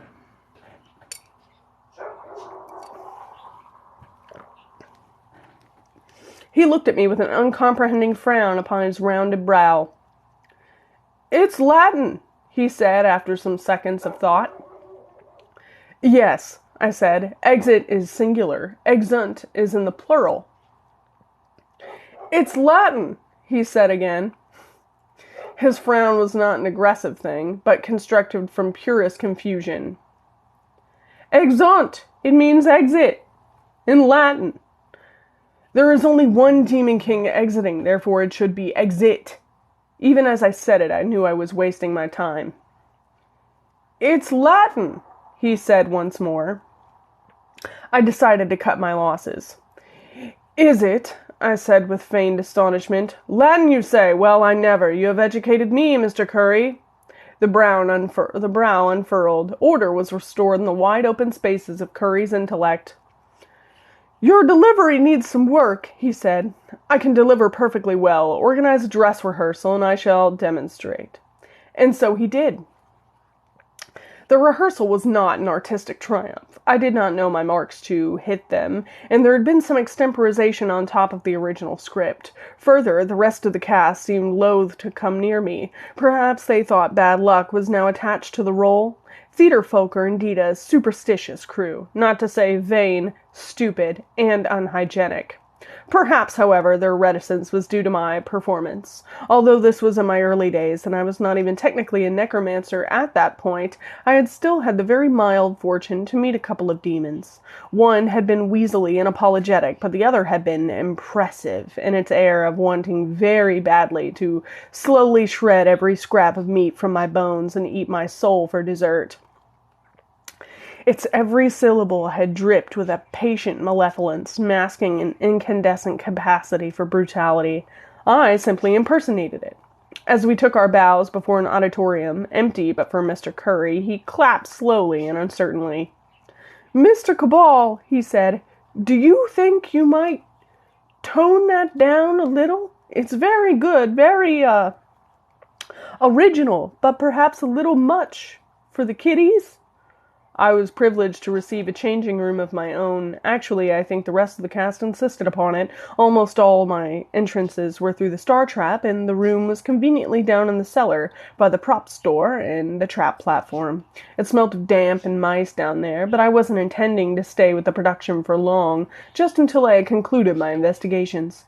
The whole acting conceit had occurred to me quite suddenly, and once it had done so, I appreciated the elegance of it. Curry was on the watch for reporters possibly defaming his theater's safety record, and he would have given thrill-seekers and nosy types an even shorter shrift. If he had gotten even a whiff of a possibility that there was a nascent necromancer wandering around his aisles, well, it would not have gone well for me.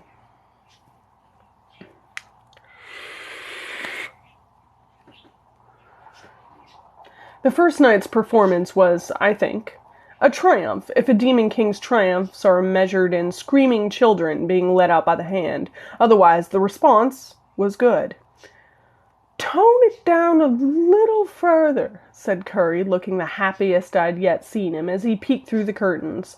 "But not much. A bit more delicious thrill and a bit less bladder-emptying terror, Mr. Cabal." I was happy to oblige, as long as I was left to my own devices in the theater cellar.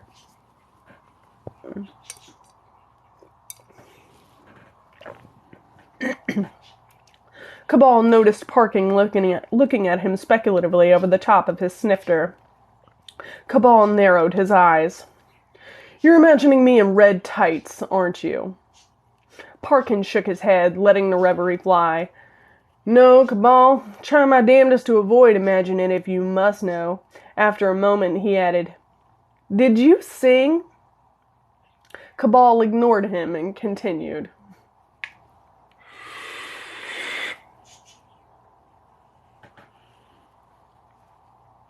"Oh, thank you." I was confident that the Alhambra was haunted, but not by the usual chain-rattling suspects. There were a very distinct pattern here, a very ordered mind at work. Each death had been at a neat 2,300 days apart.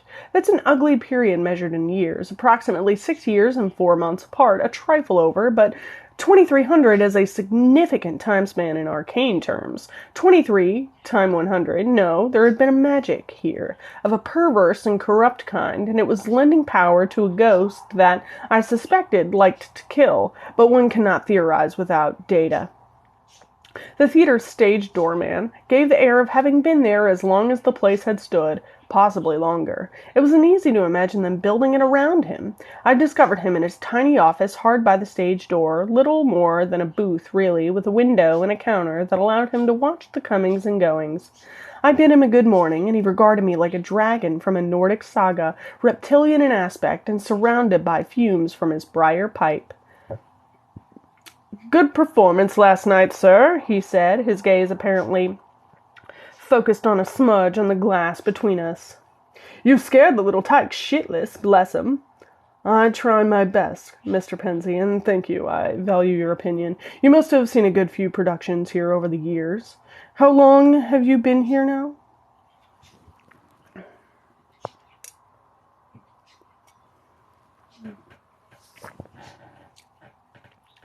"Man and boy," replied Pensy, not really answering the question.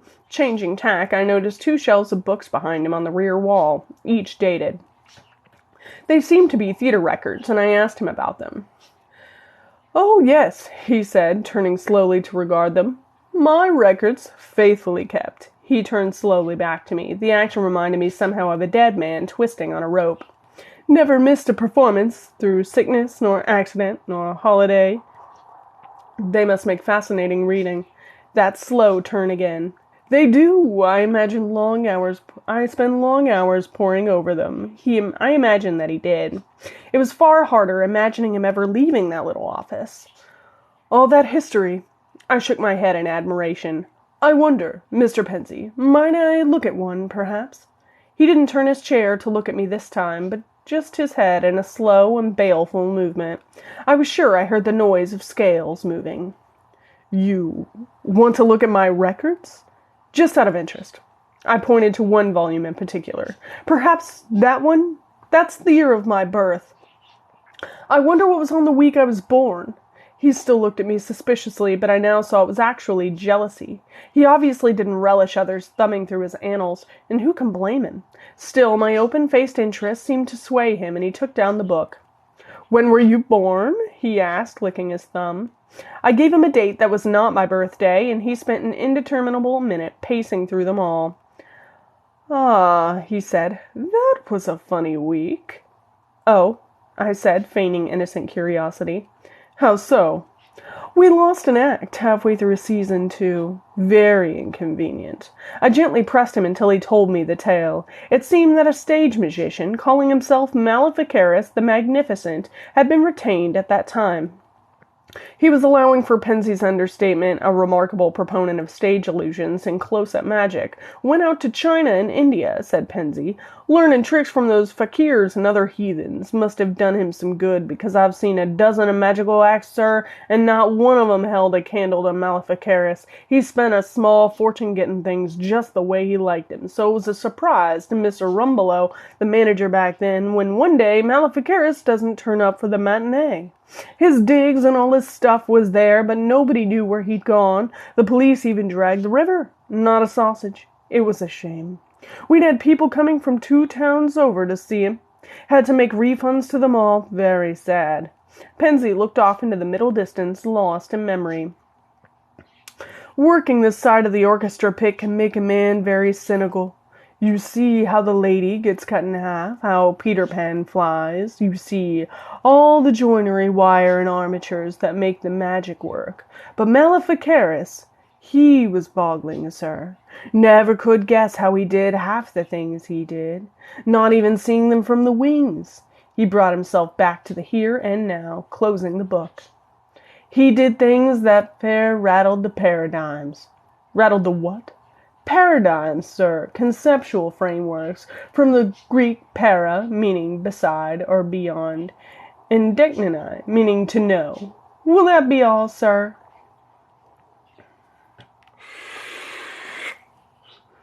So now I had the source of the haunt. I was sure. The date I'd given the worthy Pensy as my birthday was actually exactly 2,300 days before the first death. Theatricals vanish all the time, usually on the run from debt, and not a great deal is thought of it. I doubted that was the case here. Maleficarus had, if you recall, spent a small fortune on bringing his act to the Alhambra's stage, so I doubted money was the problem. I also had any worries about the illusionist that decides to call himself Maleficarus. It literally means evildoer, but figuratively it is used to mean witch or warlock, as in the title of Kramer and Springer's endlessly amusing Idiot's Guide to Inquisition, the Malleus Maleficarum. There are mysteries to be found in the Orient that are not to be trifled with, and secrets that are protected by unforgiving and not always human guardians. I wondered if Maleficarus had roused something with his meddling. It had followed him here and dealt with him, and then, for some reason, stayed. More data was still required. Much more data. I returned to my dressing room and considered my next move. I remember sitting at my dressing table and looking steadily at the mirror, my chin resting in my palm, perhaps expecting my reflection to have a bright idea, and as I ruminated, the door opened behind me. There was no drop in temperature, no feeling of unease, no warning at all, and clearly, nor was there anybody on the other side of the door. I turned suddenly, but the door stood open. The door frame stood empty, and there was nobody visible beyond. I rose slowly, walked quietly to the door, and looked outside. There was nobody on the stair, nobody around the star trap mechanism, no sound, no signs. It was uncommonly quiet. Usually there'd be somebody wandering around the stage over my head, or the cleaners clattering around the auditorium, or at the very least the skittering of the mice in the shadows. There was no sound at all.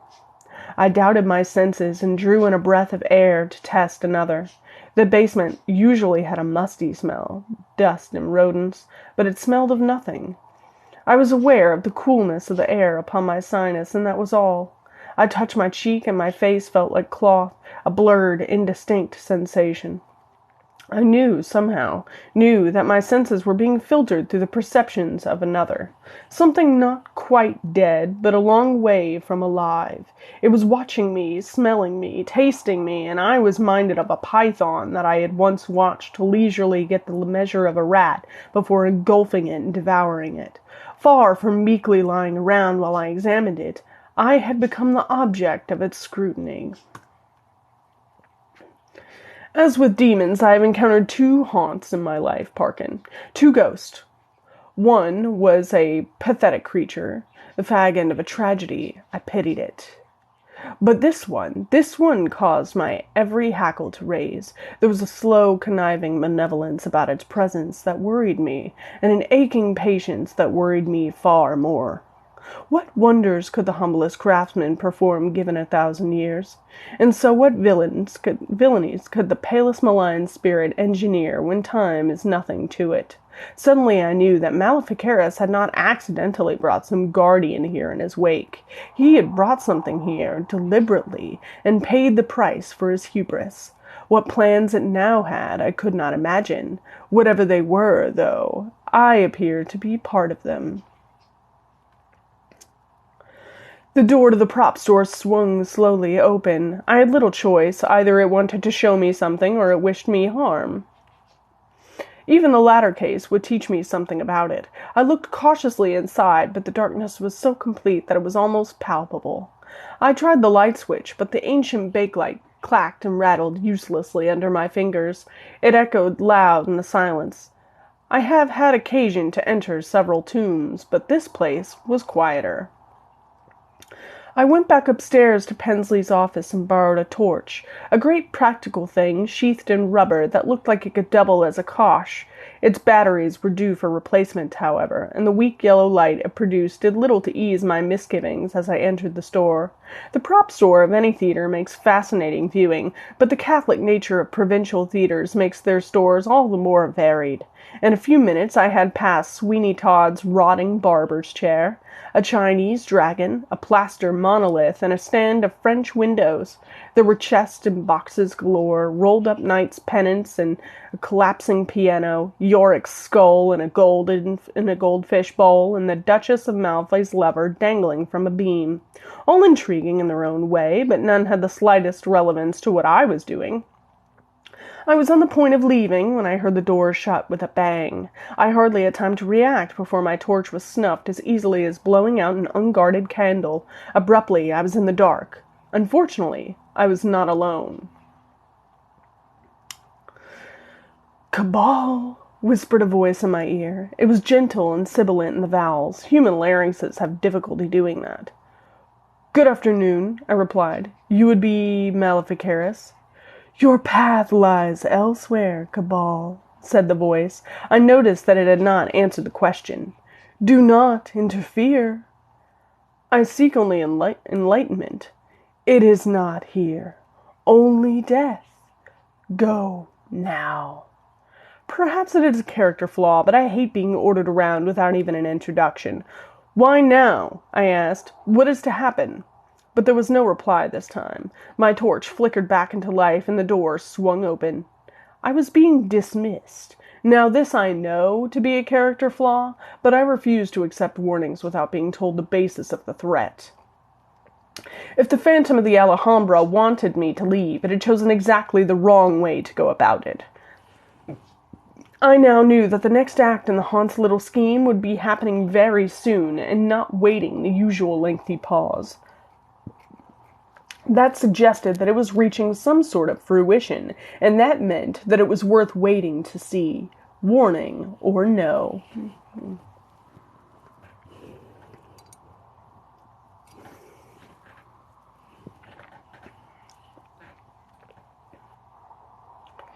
This version of Mother Goose was a Demon King's dream. After a hefty appearance early on to broker the deal, and a shorter one a little later, when the dame asks for the goose back and gets turned down, The king enjoys a hefty absence from the stage, more than long enough to run around the pub next door and wash away the old hopes for a serious acting career, before making a slightly unsteady entrance for the grand finale. This was useful to me, too, as it provided a period in which I could prowl the theater backstage without running into too many people who had the leisure to ask me what I was doing. As I made my second exit from the stage that night, I made my way to Pensy's office. He was characteristically delighted to see me. "Don't get too rat-arsed and back in plenty of time for your cue, sir." "I'm not leaving the building," I said, and enjoyed his mild surprise. "No, I was wondering about something you said about Maleficarus the Magnificent. You said he spent a small fortune preparing his act. What did you mean by that?" "Mr. Maleficarus was a perfectionist, sir. He wasn't happy with the facilities, so he paid for improvements out of his own pocket." "Sounds unusual." "It's unique, sir, at least in the history of the Alhambra. He was right, though. We certainly didn't have anything like that trap." "The Star Trap," I said, knowing full well it must be. "Yes, sir. He had some of the best stage engineers in the country in to construct that. Wanted it to be perfect. Beautiful craftsmanship, always worked like a charm, at least until your predecessor got into his head smashed into jam by it. You will see that Pensy intact. We're never likely to see eye to eye." "But he designed it." "Yes, sir." He wrinkled his nose as if he thought I was playing some childish trick. "How did you know that?" "An educated guess." I left Pensy and walked down the steps to the basement with as much dignity as one can muster in red tights, cloak, and an artificial mustache. Oh, and those damnable horns. The spirit gum it took to keep those in place. Blast them. I examined the Star Trap closely. It was very clean, unsurprisingly. It must have had mechanics swarming over it immediately after the last accident. I had researched the previous 3 deaths, and they had been far less spectacular. They had all involved deaths on stage, though twice written in the death certificates as strokes, once as heart failure. All 3, I noted, had suffered their collapse in the same quarter of the stage. I was prepared to make a small wager that each of them had walked across the closed Star Trap immediately before dying.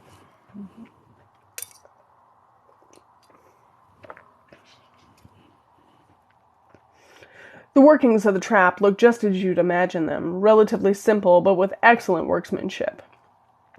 I found the contacts and triggered the flash and smoke on stage as the platform passed a point, adjustable to allow for variations in the passenger's height. That was no major discovery. I'd been measured up for the trap myself right from the first dress rehearsal, although I'd never known how they used the information until then. I found the panniers where sandbags were placed to counteract the actor's weight and launch him through the trap. I found the trigger mechanism, which ingeniously could be set off by the actor on the platform, a stagehand standing outside the frame of the platform lift, or even from the wings using an electrical relay. All very clever, all very irrelevant. There had to be more to the trap than I was seeing, but I was damned if I could find it. I finally spotted Maleficarus's little secret as I examined the collar of wood and metal that held the top of the frame rigid immediately below the trap itself. It seemed over-engineered to my eye, and the closer I looked, the more redundant the collar appeared. A few seconds' work with a screwdriver allowed me to remove the inner wooden hoop and expose the metal band that lay sandwiched between it and the other outer wooden hoop. It appeared to be brass, but I had my suspicions that it was a far rarer alloy. I could not find any weld or joining mark, but there were imperfections, slight ridges that were just visible in the obtuse light of the electric torch and the gentlest brushing of my fingertips.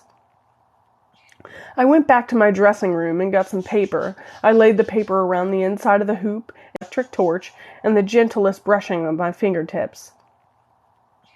I went back to my dressing room and got some paper. I laid the paper around the inside of the hoop and gently shaded it with an eye pencil. "Don't look at me like that, Parkin. It's perfectly normal theatrical accoutrement." A few minutes later, careful work gave me a map of the ridges. They didn't mean anything in themselves, but I followed the strongest ridges with a grease paint stick and returned to my dressing room to hold the paper up to the light, viewing it from the reverse side.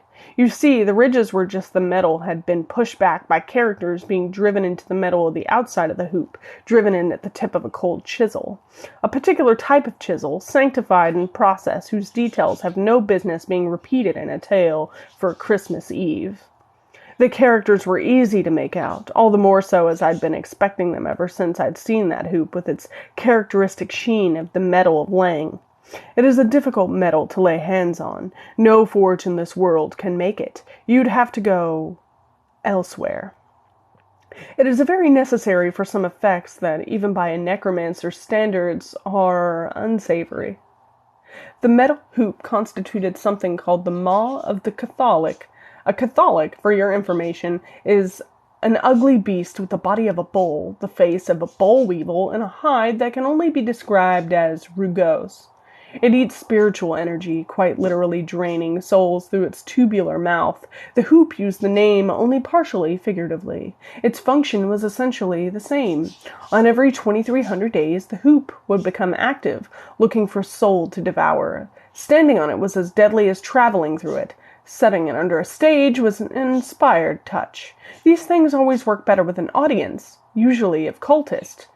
It's to do with empathic resonance. The more observers you have, the better. Having a poor, hapless theater audience to generate an empathic wave was ingenious. I'll grant him that. Oh yes, Maleficaris had certainly picked up a few new tricks on his travels. Conjurers getting ideas above their station is far more common than you might think. They usually start young, performing minor vanishes and transmutations in the parlor to the wonderment of their families. There's something in the bafflement of an audience that is intoxicating. It is the faintest scent of power. A few go further. The illusions become grander. The audience becomes larger. Finally, they're being paid to perform, but the real reward is the gasps and the sighs of disbelief and the slightly nervous laughter of people seeing things that cannot be. But smoke and mirrors can only take a man so far, and he gets to thinking, if an audience will respect this fakery, then what might be possible with true magic? How much larger the audience? How much deeper the respect? It is a madness, of course, to meddle with such profound and dangerous forces. Simply for personal gratification is pure folly, worse than suicidal. But vanity can do it to a man, and Maleficaris was such a man, it seemed. He had pulled too many rabbits from too many hats, and insanity had claimed him. Show me a stage magician who values the writings of Dee over Houdini, the works of Simon Magus over John Muskellin, and I shall show you a disaster in the making. In this case, alas, the disaster had already occurred 2 decades before. The dressing-room door swung open, and there was nobody beyond it. It appeared the late magician was summoning me for another interview. Late in a very loose sense, if my suspicions were correct. I folded up the piece of paper and pushed it into my pantaloons for safekeeping before walking outside. The door to the prop store was already opening up as I picked up the electric torch by the star trap mechanism and walked into the darkness. The torch was almost no use, its tired yellow beam seeming to grow weaker by the second as the batteries exhausted themselves. The magician's spirit didn't waste any time with pleasantries. "You were warned," it whispered harshly in my ear. Yes, I believe I was.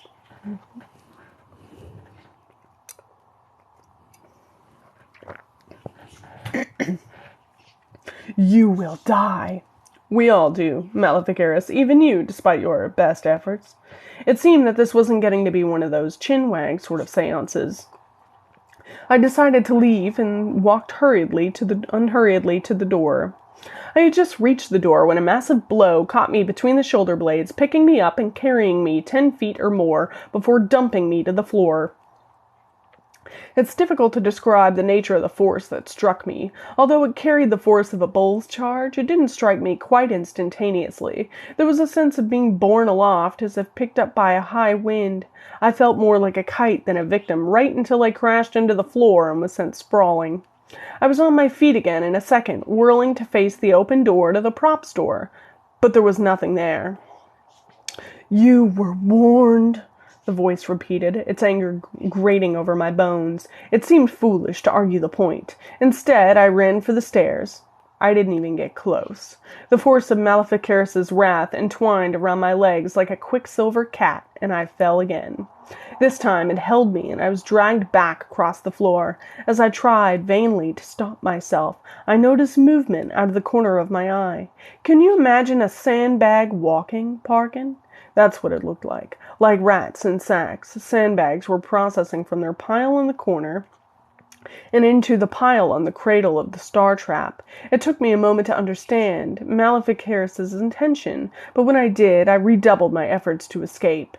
The weight in the cradle had been carefully calculated to impel me with just enough force to make a dramatic entrance through the trap, and no more. Too much weight meant too much acceleration. If I hit the star trap too quickly, my skull would crumple faster than the leaves could move aside. Maleficaris was engineering another accident. This one wouldn't be on his schedule, and would doubtless be less efficacious than the previous sacrifices to his ambition. But I don't think that really concerned him very much by that point. Almost below the limit of hearing, I became aware of a throbbing of syllables, an incantation delivered with the sheer melodrama only a stage artist would feel necessary. He was awakening the maw. Not only did he intend to kill me, he also meant to burn my soul for his greater glory. I am a necromancer. At that point in my life, I was a necrothologist. The difference is largely technical to the layman, and I won't bore you with definitions. I was already aware of many different methods of raising the dead, to use a vulgar term, and also very aware of their shortcomings. Maleficaris had lighted upon a technique of granting immortality and decided that the great cost was acceptable to him. In a real sense, after all, he wasn't paying it himself. Usually, the sorcerer wishing to use them all is dependent on having reliable servants who will carry out the rituals and sacrifices over an extended period to give him his second life. History has shown us that the servants are far more likely to take the money and run rather than get involved in a drawn-out series of murders. Very wise of them, too.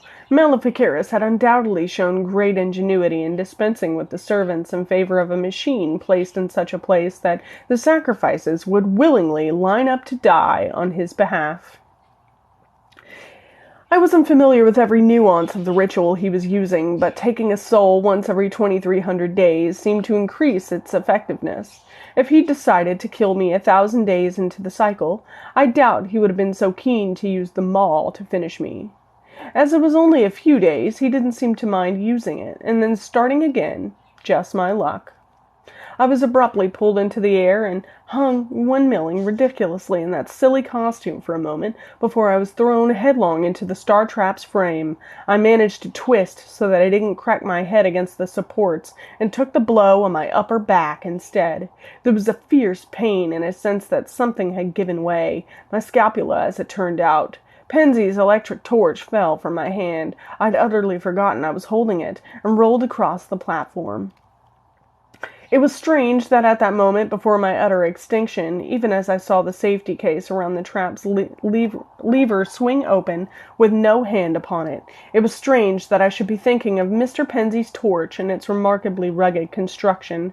As Maleficaris pulled the lever, I moved my foot and kicked the torch, so it rolled up against the support at the edge of the platform. The catches disengaged and the platform shot upwards. Very nearly 5 inches of it got before the torch hit the underside of the lowest horizontal strut, and the whole thing stopped dead. I lay, silent but for my labored breath, bundled in the frame of the trap. Maleficaris was silent, his fury scenting the air like ozone. Above me, I could hear the pattering of the actors' feet, the laughter of the crowd. Behind me, I could hear the faint buzzing of the cue warning from my dressing room. Then, in front of me, from the open door to the props door, I heard knocking. It shouldn't have surprised me. This whole rigmarole, I almost said pantomime, had been in the pursuit of immortality. Immortality is a creature of flesh and blood, not a ghost. It made sense that he was keeping his body somewhere near. I felt his presence fading from the air as his wretched excuse for a soul condensed and curdled back into the body he'd abandoned a generation before. I suspect he'd been planning a more triumphant return to his mortal coil than the hasty one I'd forced upon him. But needs must when the devil, or at least a demon king, drives. I tried to get to my feet, but the pain from my shoulder was agonizing, and I slumped back down while it stopped battering me. I had come close to fainting from it, and that, giving an imminent visit from a mad revenant, would have been inconvenient. In the prop store, the knocking became a pounding. It only served to confirm my suspicions, although I might have preferred a less threatening form of endorsement. I determined to get up and out of here, injury or not, and cautiously started to get out of the trap cage. I'd hardly begun when the pounding terminated with the sound of, somewhere in the darkest recesses of the store, a theatrical chest being thrown upon. It seemed that Maleficaris had finally managed to get out of bed. I redoubled my efforts to escape.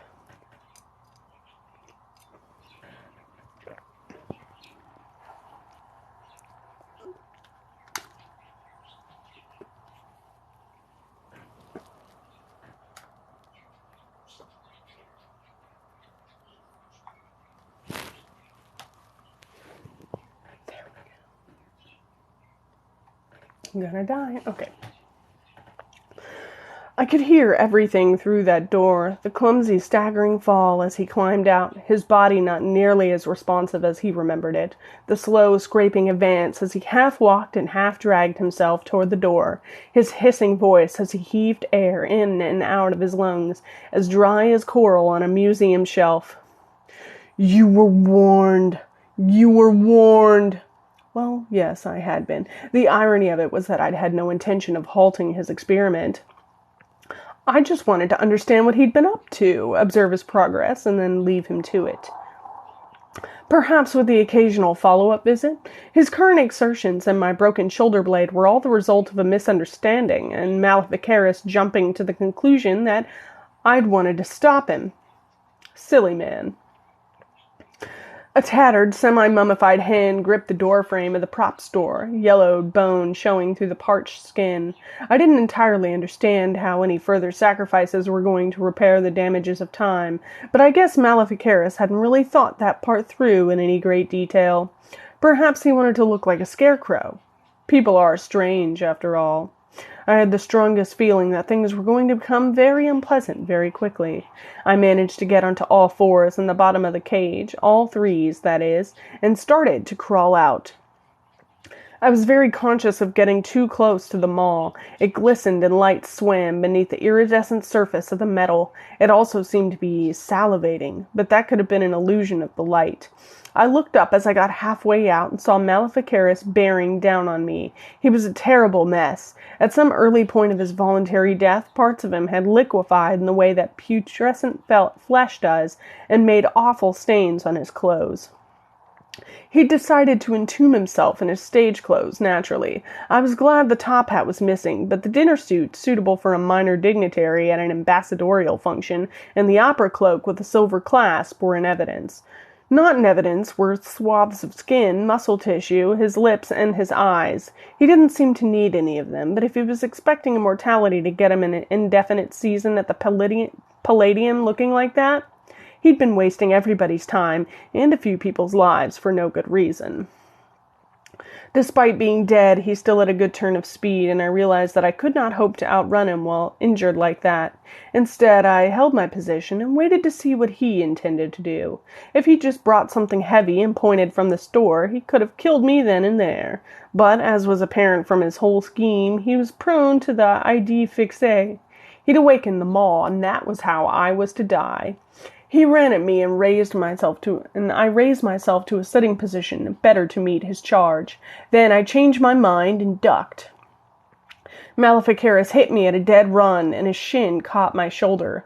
That wasn't pleasant, despite the sensation of having two disparate slabs of bone that were theoretically meant to one and the same grate against each other in my upper back.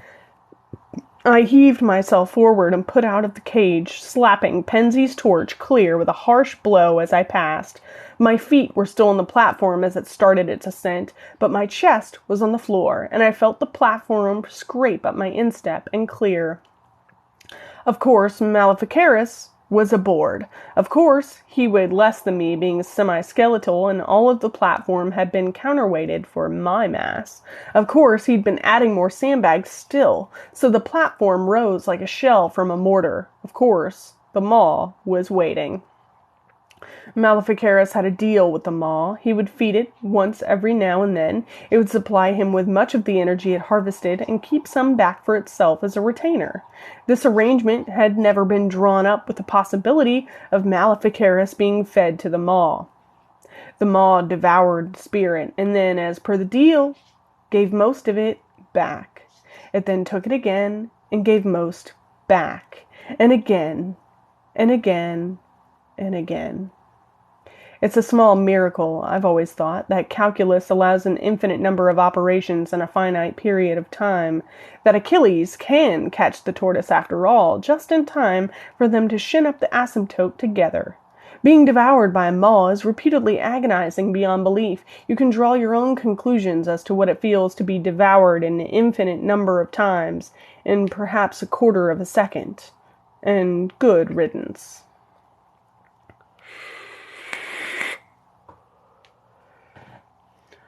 "What happened to him?" asked Parkin. "What, after he exited the other side of the mall?" "Why, he was shot through the star trap and showered over the entire stage and the first 3 rows of the audience in a hail of desiccated body parts. The parents were not impressed." Cabal examined the bottle. "Oh, we've run out of brandy, too." "I'm very sorry, Cabal." Parkin pulled himself up to the slump and stretched. "I've drunk you out of house and home." "Oh, not at all." Cabal was more than ready for bed. He felt like he was going to be sleeping a long time. "It's been enjoyable, I suppose, in a cathartic sort of way. I don't get many opportunities to discuss my work." "No, I imagine not. It's been interesting. Horrible, but interesting." Cabal saw him to the door. Parkin stood on the doorstep and drew on his gloves as he looked into the black sky, the stars twinkling as harshly as glass splinters in the freezing air. "Good night, Sergeant Parkin," said Cabal, stifling a yawn. Parkin took a step forward and enjoyed the sound and sensation of the freezing snow crunching under his foot. He checked his watch and raised an eyebrow. It was past midnight. "Merry Christmas, Johannes Cabal," he said, turning, but the door had already closed, and he could just make out the clicks of the bolts being thrown. Moments later, the downstairs lights started to flicker out. Parkin smiled. "I hope you have a Merry Christmas one of these years, Cabal. I really do," he said to himself. Then he turned his face to the direction of the village and started the long walk home. A home of warmth and of family. The end.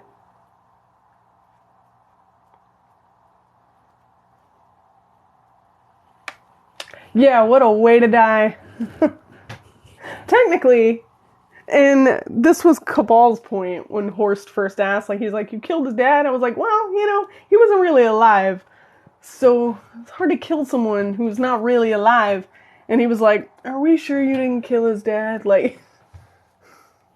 Hey, you're good. Perfectly acceptable to fall asleep. Thank you for the... Yay, butterflies.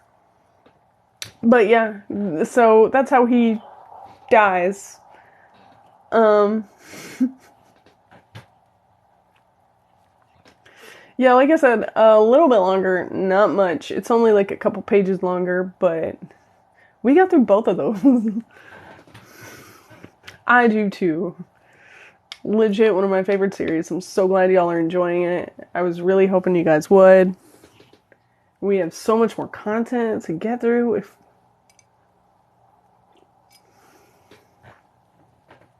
It's gonna be a whole thing. And I feel like next time, well,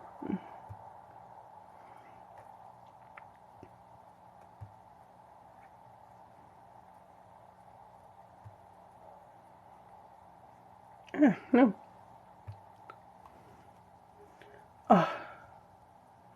Just close. Close the window. Stop doing that.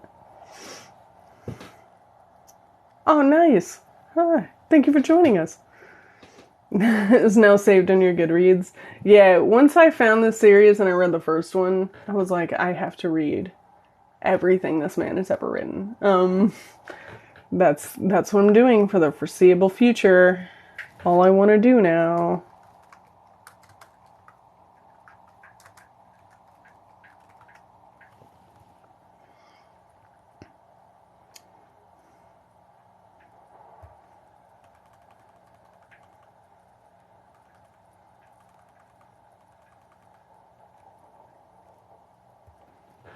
he has a website, I'm pretty sure.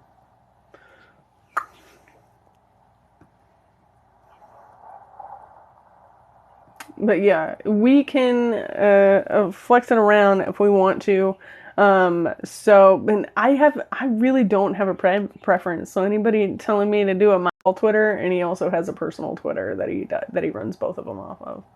Publish order sounds good. All right, detective next. Then it would be detective, and then Ereshkigal working, House of Gears.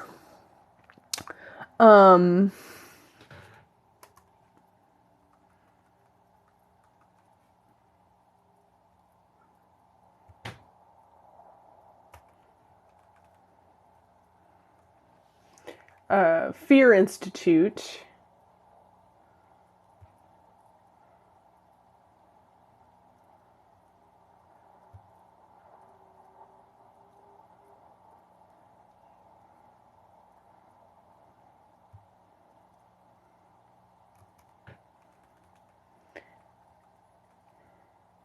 And then I would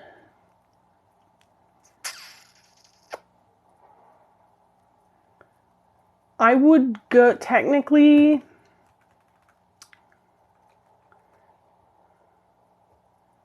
I think Long Spoon. We're gonna read Long Spoon before we read the Brothers Cabal or the last one. We're gonna read Ouroboros Ozo and Long Spoon before Brothers Cabal. We're gonna have all the short stories finished before the Brothers Cabal because we need to, for you to get some stuff. But there's some sequence of events, I'm pretty sure they happen before. What was that? James. There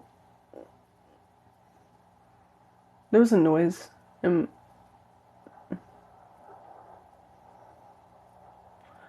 I don't know what that was. Anyway.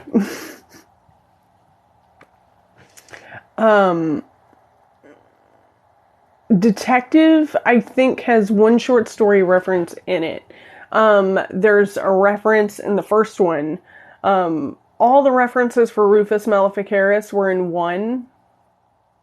My eyelashes itch. I don't know why. That's an area of... yeah, there was a noise. It sounded like something fell behind my bookshelf, but it made like a weird like metal tinkling, kind of like a wind chime, and I was like, there is nothing in this room that should make that noise. But it didn't sound like it came from outside. So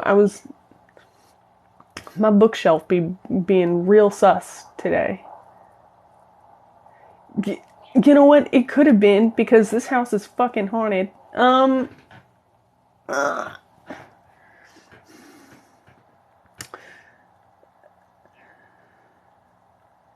But yeah, we're gonna, it's gonna be super fun. I don't know if they're giving me presents.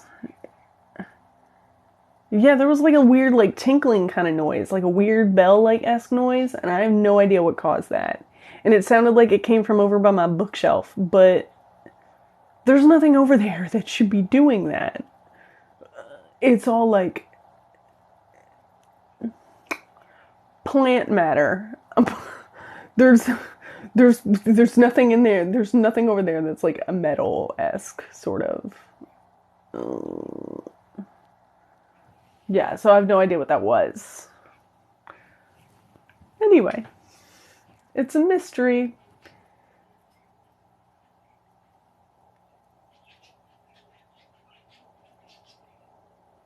Did y'all hear it again? Because I'm starting to think I'm nuts. Is it me? Am I making a weird noise? There's no way it's me. I'm not. I'm about to get up and go investigate.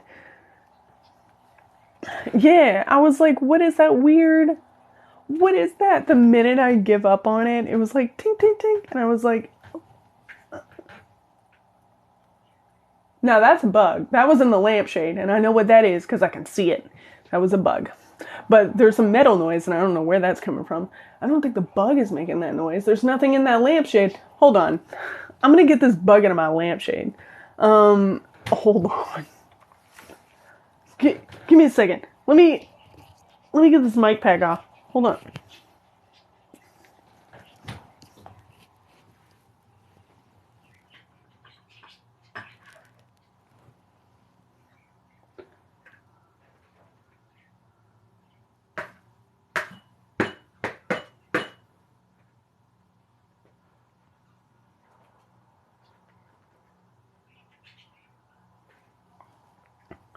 What the fuck?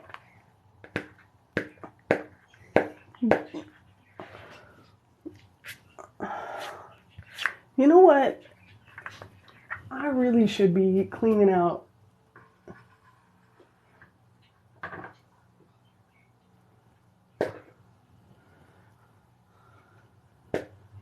It's not making a metal noise though. That's just a weird plasticky. That's a weird plastic shade. That's not metal. What is making the metal noise? I'll never know. But I got the bug out of the light. You're gonna run if it happens again. You can leave this live. You have the luxury of getting out of here. I don't. I'm stuck here. Is Mint leaving? Bye, Mint. Bye, T-Galaxies. Glad you could join us. Maybe it's the bug hitting the light. Maybe. I don't know how it would make that loud of a metal tinkling noise, but maybe. Oh, those are probably the birds. There are probably bird noises because I have birds. They're budgies. They're in the next room. I close the door, but every once in a while they get really loud and they, well, make their appearance known.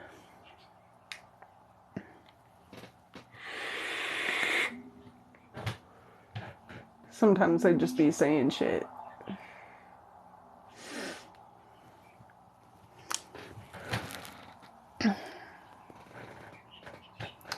Oh, yeah, the birds, I don't think so. It sounded like it was coming from this room, so I don't think, we wouldn't hear it that clear if it was them screaming. You can definitely hear it in any room of the house. But, like, that little tinkling metal sound, it was coming from in here, I know. Did I hit this, maybe, and it made, because sometimes it makes a little clinking noise when it hits the wall. Maybe I moved and I hit the couch and it, but could swear it came from over there. But whatever, it doesn't matter. You had a hand raised, Budgie. We're done with the first one, but we're going to be starting, because there's 5 in total. So we're actually continuing this series for as long as you want me to. And next week, we're going to start the detective, I think. We're going to start with the detective, and then we're going to read 2 more short stories after detective.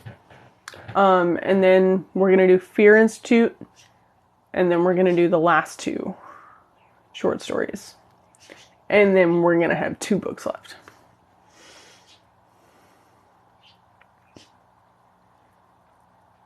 Oh, I'm glad you could come. Good luck with the kid, and, you know, I hope you have a good night.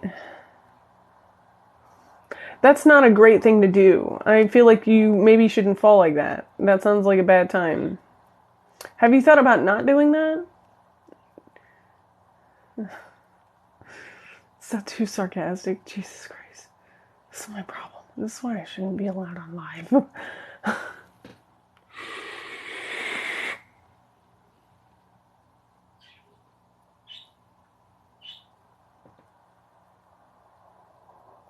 Yeah, you have a little bit of time. Yeah.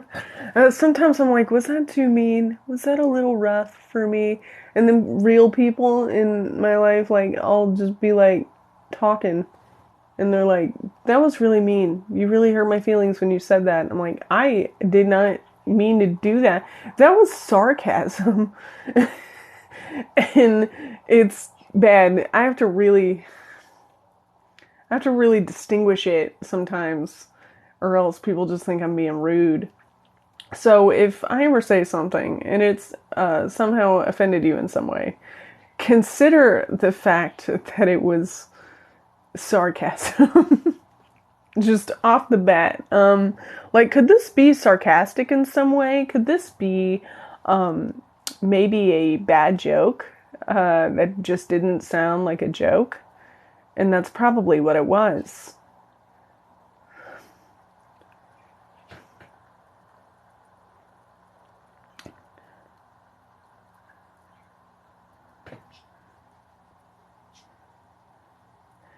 Oh, yeah, I'm sure. Because a lot of y'all are sarcastic too, so I feel like most of my mains will get it, you know what I mean? But like, sometimes people drift in off here and just be like, what's going on? And I'm like, I'm gonna piss someone off. Like earlier when I was like, y'all can leave. Like, some of y'all can leave. Like, I mean, you can. That's always an option. Don't get me wrong. You can always go, and you don't have to stay if you don't want to. But I feel like some rando dipping in right there is like, oh, this bitch just be saying stuff and sounding rude. Yeah, I probably do. I probably sound rude as shit.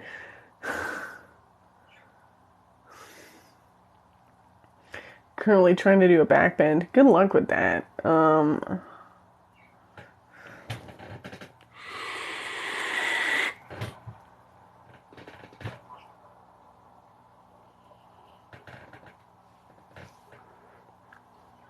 I'm so excited, you guys.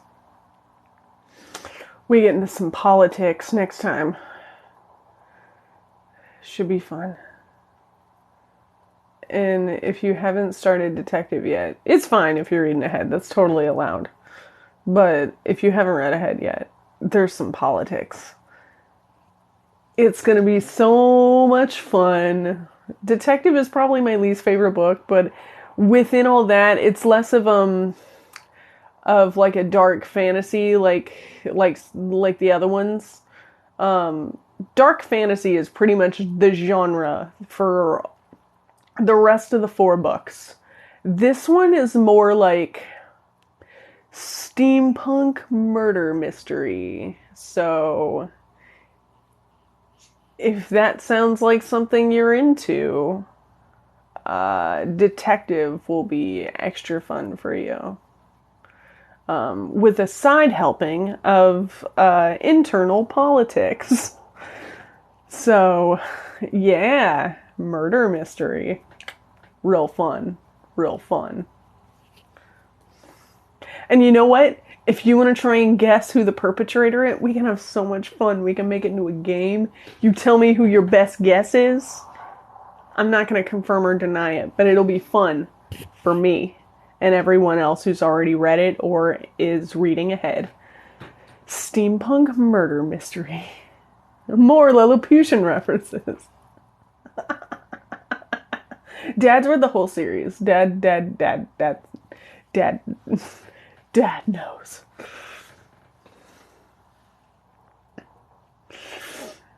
So this should be fun.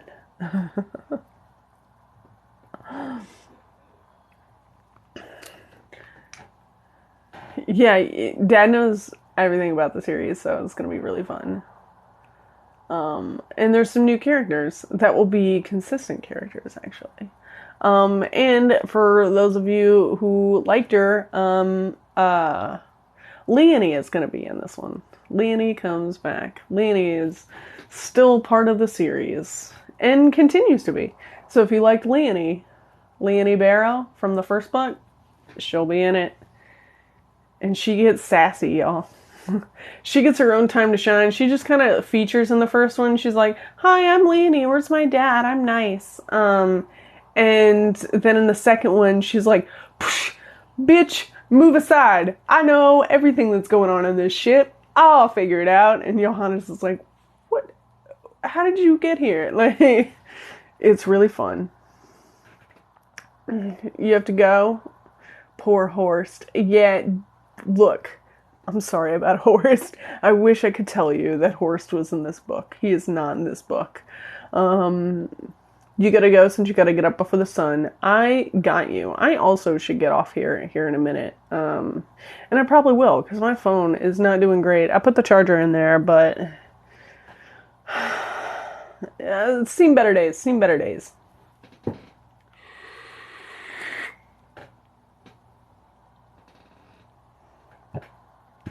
You did.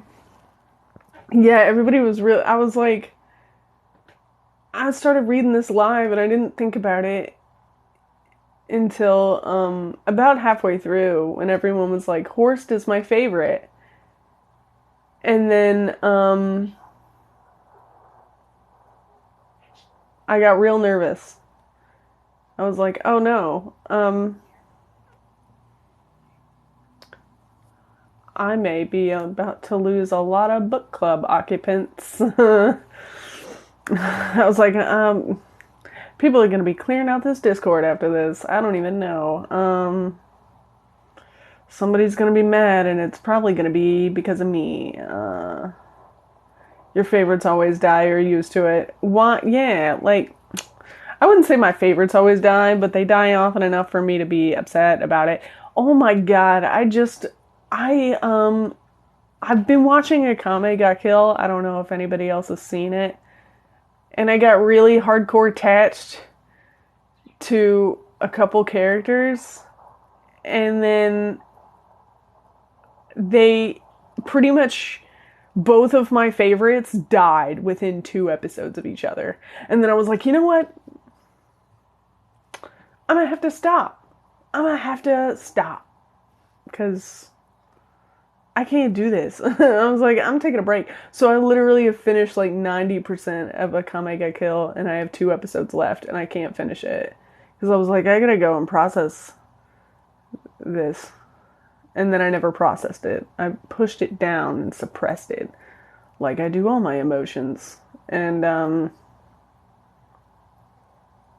so I haven't finished it. Yeah, it's on Netflix.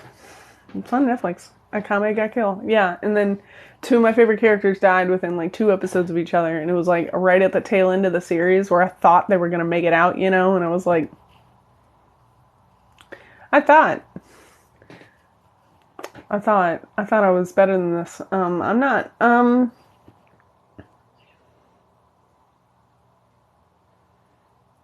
Yeah, and the and the person that wanted me to watch it, that was sharing it with me, was like, did you finish it yet? And I was like, no, I made it to the last 2 episodes. And then I named the characters that died. I don't want to spoil it for anybody who hasn't seen it. But, and they were like, yeah, that was terrible. I was like, yeah, so I think I'm going to take a break. I need a couple days to process this or something. I just need a little bit of time. Literally 4 hours later, they were like, so did you finish it? And I was like, you text me one more time about this show. And I'm never finishing it. Never gonna finish it. The ending will remain unknown for all of time if you continue to badger me. That's also, I'm gonna get so much hate for this. I haven't seen Encanto. Danky's been trying to get me to watch it since it like came out, I guess, like for over 2 weeks. And was like, you gotta watch Encanto. And I was like, no. And they were like, why? Why don't you want to watch it? It's a great movie. Everyone is talking about it. And I was like, because I have heard that one fucking rats on his back audio 75 fucking times.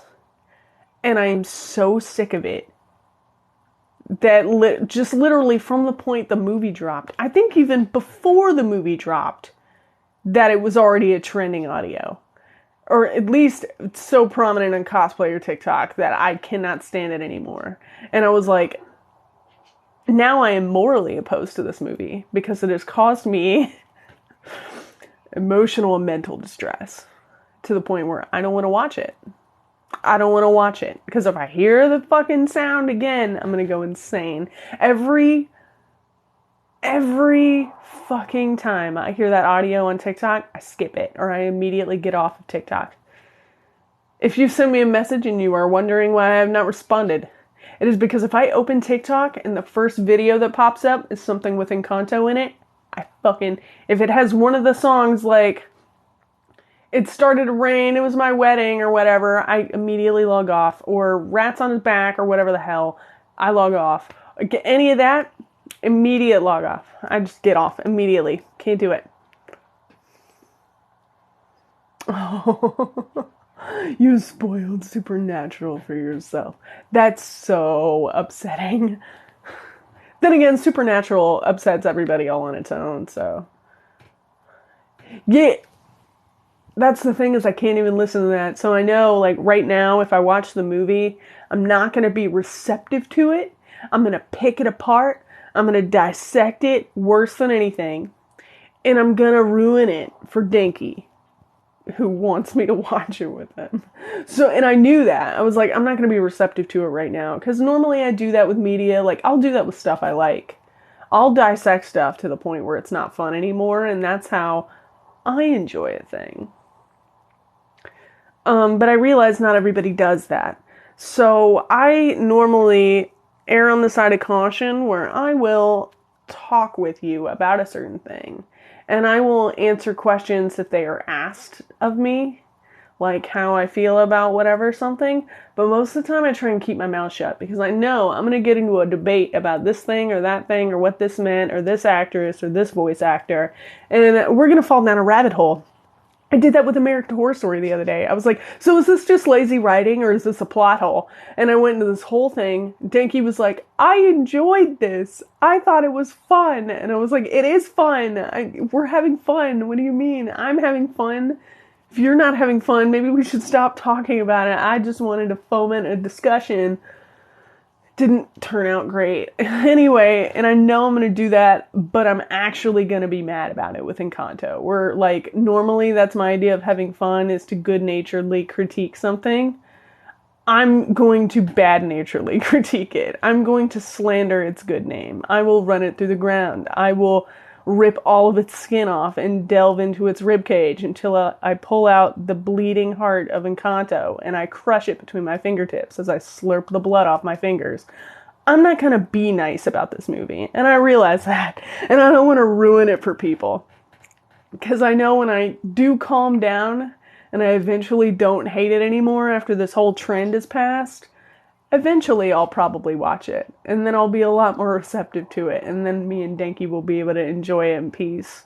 But until then, I know what I'm capable of, and it's not that. See, that's my idea of fun. It's not fun to Denki. It's not fun to Denki. I don't always do that. It was just with this discussion. Oh my god, you're blowing this out of proportion. I'm not a terrible person. I'm not a great person, but I'm not terrible.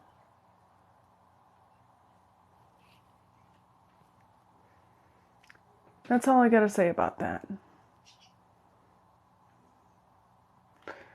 This is a Tuesday, and you know what that means.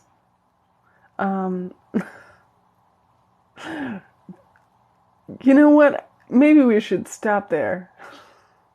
Shit.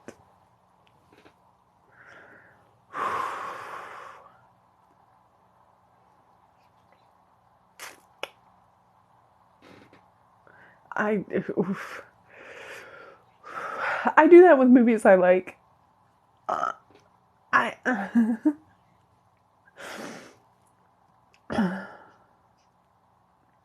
Have y'all seen Don't Look Up yet? Anyway, whatever. It doesn't matter. I have more image. Yeah, what? I just like the don't talk about Bruno thing is just everywhere. Everywhere. And I can't.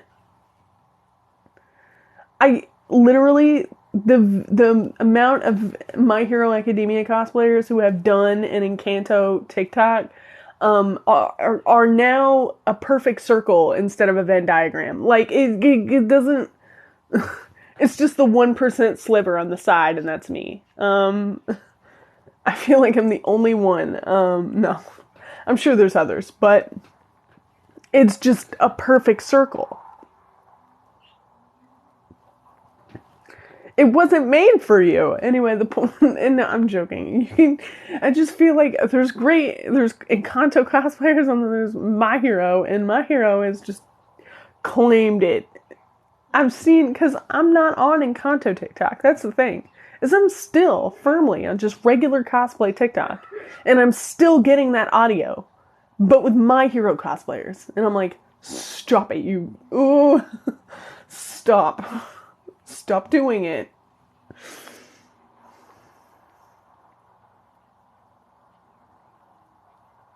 Wait, what? Wait, what? Yeah, like I know all the words. I hate it, but I know all the words, and that is a big problem for me.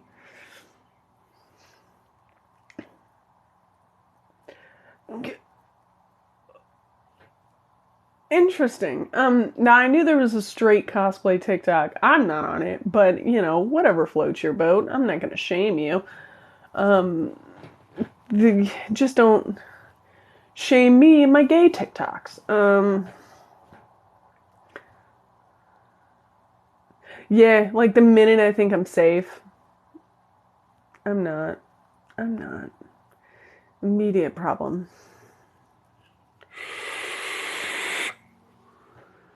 Oh no, I wasn't saying you in particular. I was just saying, if you're in here and you're on straight cosplay TikTok, good for you.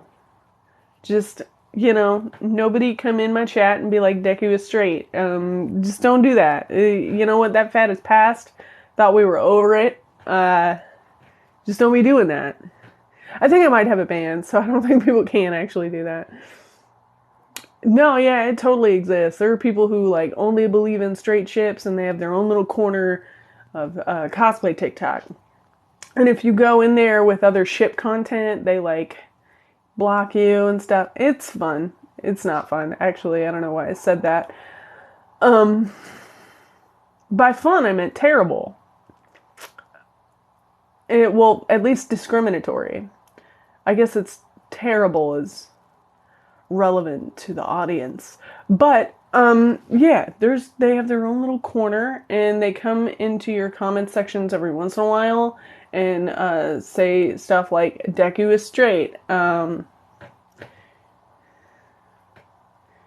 Yeah. Yeah, it's pretty crazy.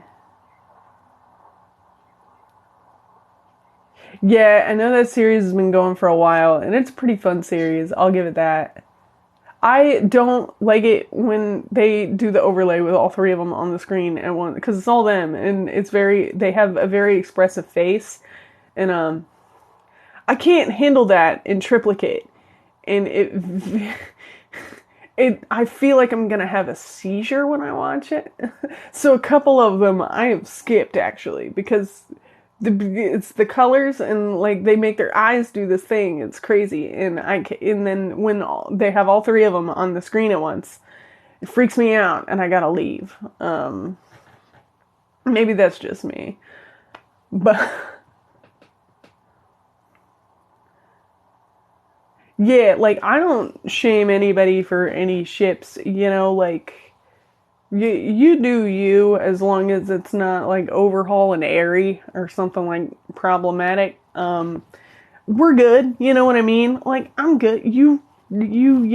Float whatever floats your boat. I don't care about like the Deku and Bakugo, or like the Kiribaku, or whatever you want to ship, whatever the hell. Ma, you know, Monoma and Shinzo, I don't care. Kaminari and Shinzo, don't care. As long as you're having fun, like it's all good. Like none of it is problematic unless it's like a minor and an adult. And then it gets real shady for me in particular. I'm like, oh, well, that makes me feel a sort of way. And I have now made assumptions upon your person based on, your pretensions and your interest. And I feel like that's not a fun place to be at, you know? The lines that I draw between the correlations. Just like, you know, like, as long as people are like, oh, it's just a ship or whatever, I'm like, that's a problematic ship, though. You know, it's not just like two, like, enemies to lovers or whatever the hell. That's a minor and an adult, you know? That's different.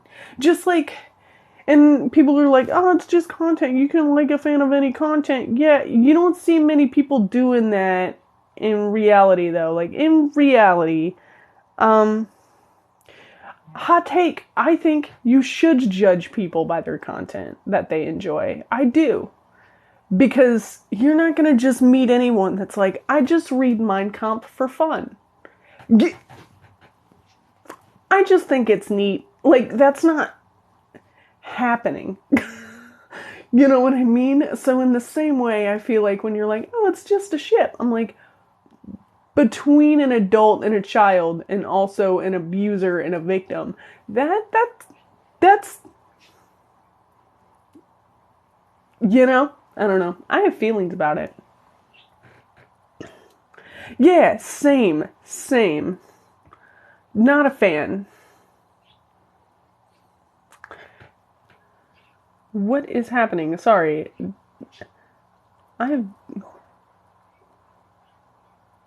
Oh, the Danky messaged me. I just got invited to Drunk Kingdom Hearts.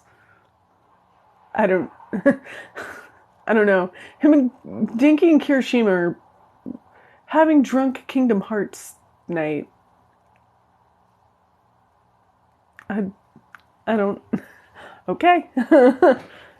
Good for you. Yeah, it's just too much. Like, I'm just like,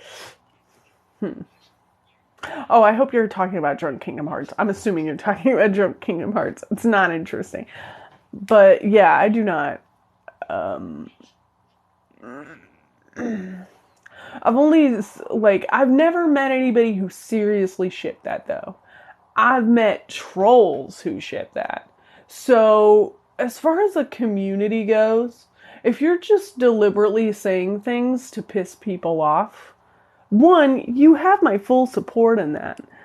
You can also pick content that is less problematic to troll on.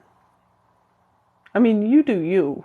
And if you're trolling, better part to you. But when you stand up for that kind of content and like the kind of preferences, even as a joke, people who are actually into it, it kind of gives them the okay to be like, yeah, no, that there actually isn't a problem with my preferences. You know what? And then,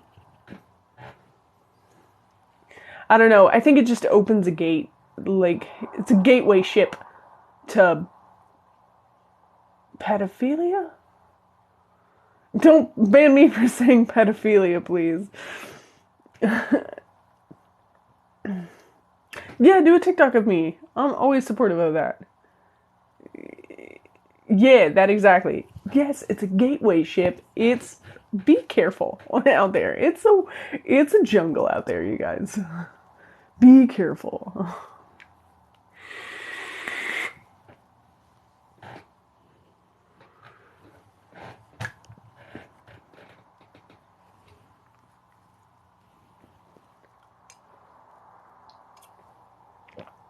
Well, with that, I think I'm gonna head out. It's like 11 p.m. We got a lot done today. I was wondering if we would get through it. We did. I was like, I bet I can get those two done by 11. I bet I can read both those. And I did. I said I was going to do it. And I did it. Goal achieved. Yeah, that song, kind of a mood. I'm just not receptive to it enough yet. I'll get there. And you know what? When I finally do watch Encanto, you'll be the first to know. It'll probably be like 5 months from now. I'll be like, hey guys, remember when I said I did not want to watch Encanto? I watched it. It would take a while. It'll take a while. I guarantee you. But when I do it, I'll let you know. Thanks for story time. My husband's on overtime, so we won't be home till 2. Sweet. Oh, yeah, I should go over this stuff. I go live every Tuesday at 8 p.m. If you haven't been here before and don't know, that's when I do it. We're going to be starting The Detective, so book number 2 next Tuesday, 8 p.m. Central Time. And we do that every Tuesday. And afterwards, if you missed part of this live and you missed parts of the story and you want to know what happened, you can always hit the link and the YouTube link in my bio, and it'll take you to the YouTube. There are recordings of every known chapter except for 4, 5, and 6 of the first book. Those are still missing. I'm working on those. I'm so sorry. I was sick with COVID. But I'm going to get them up. I'm going to get them. I believe I have them recorded. I just need to edit them. I'm pretty sure. So we're going to get that taken care of, and then they'll have the full first book up. And after, it normally takes me a little bit to get these up. So maybe like tomorrow, normally, this one, it'll, by the latest, normally the next day after is when the YouTube link for this live will go up. And you can relive it if you want, or put it on in the background and re-listen to a story while you do whatever, your dishes, you go to work, sit in a dumb meeting that could have been an email. You can do all that and just listen to this in the background subtly with your earbud and your, whatever you want. Don't get in trouble, but make your own decisions. And, yeah, and I normally do a recap of what the previous sessions were about. I probably won't for this one because they were just short stories. You don't really need to know the 2 of these plots to go into the next book. Same way I didn't recap the last end of the last book. But for anything consecutive that we're reading, I will have recaps the day after of everything that we read, in case you weren't able to stick around or you weren't able to make it at all. There's this nice, neat little recap for you to enjoy the next chapter if you missed it. So, anyway, I will see you all next week at 8 Central, and we'll read The Detective then. So, thank you. Reading on YouTube, though. This one, yes, I am. I absolutely am. It might take a few hours or be up tomorrow, because sometimes there's issues. But I'll work through them and I'll get them up, okay? I'll see you then. Bye, guys. Thank you for joining me.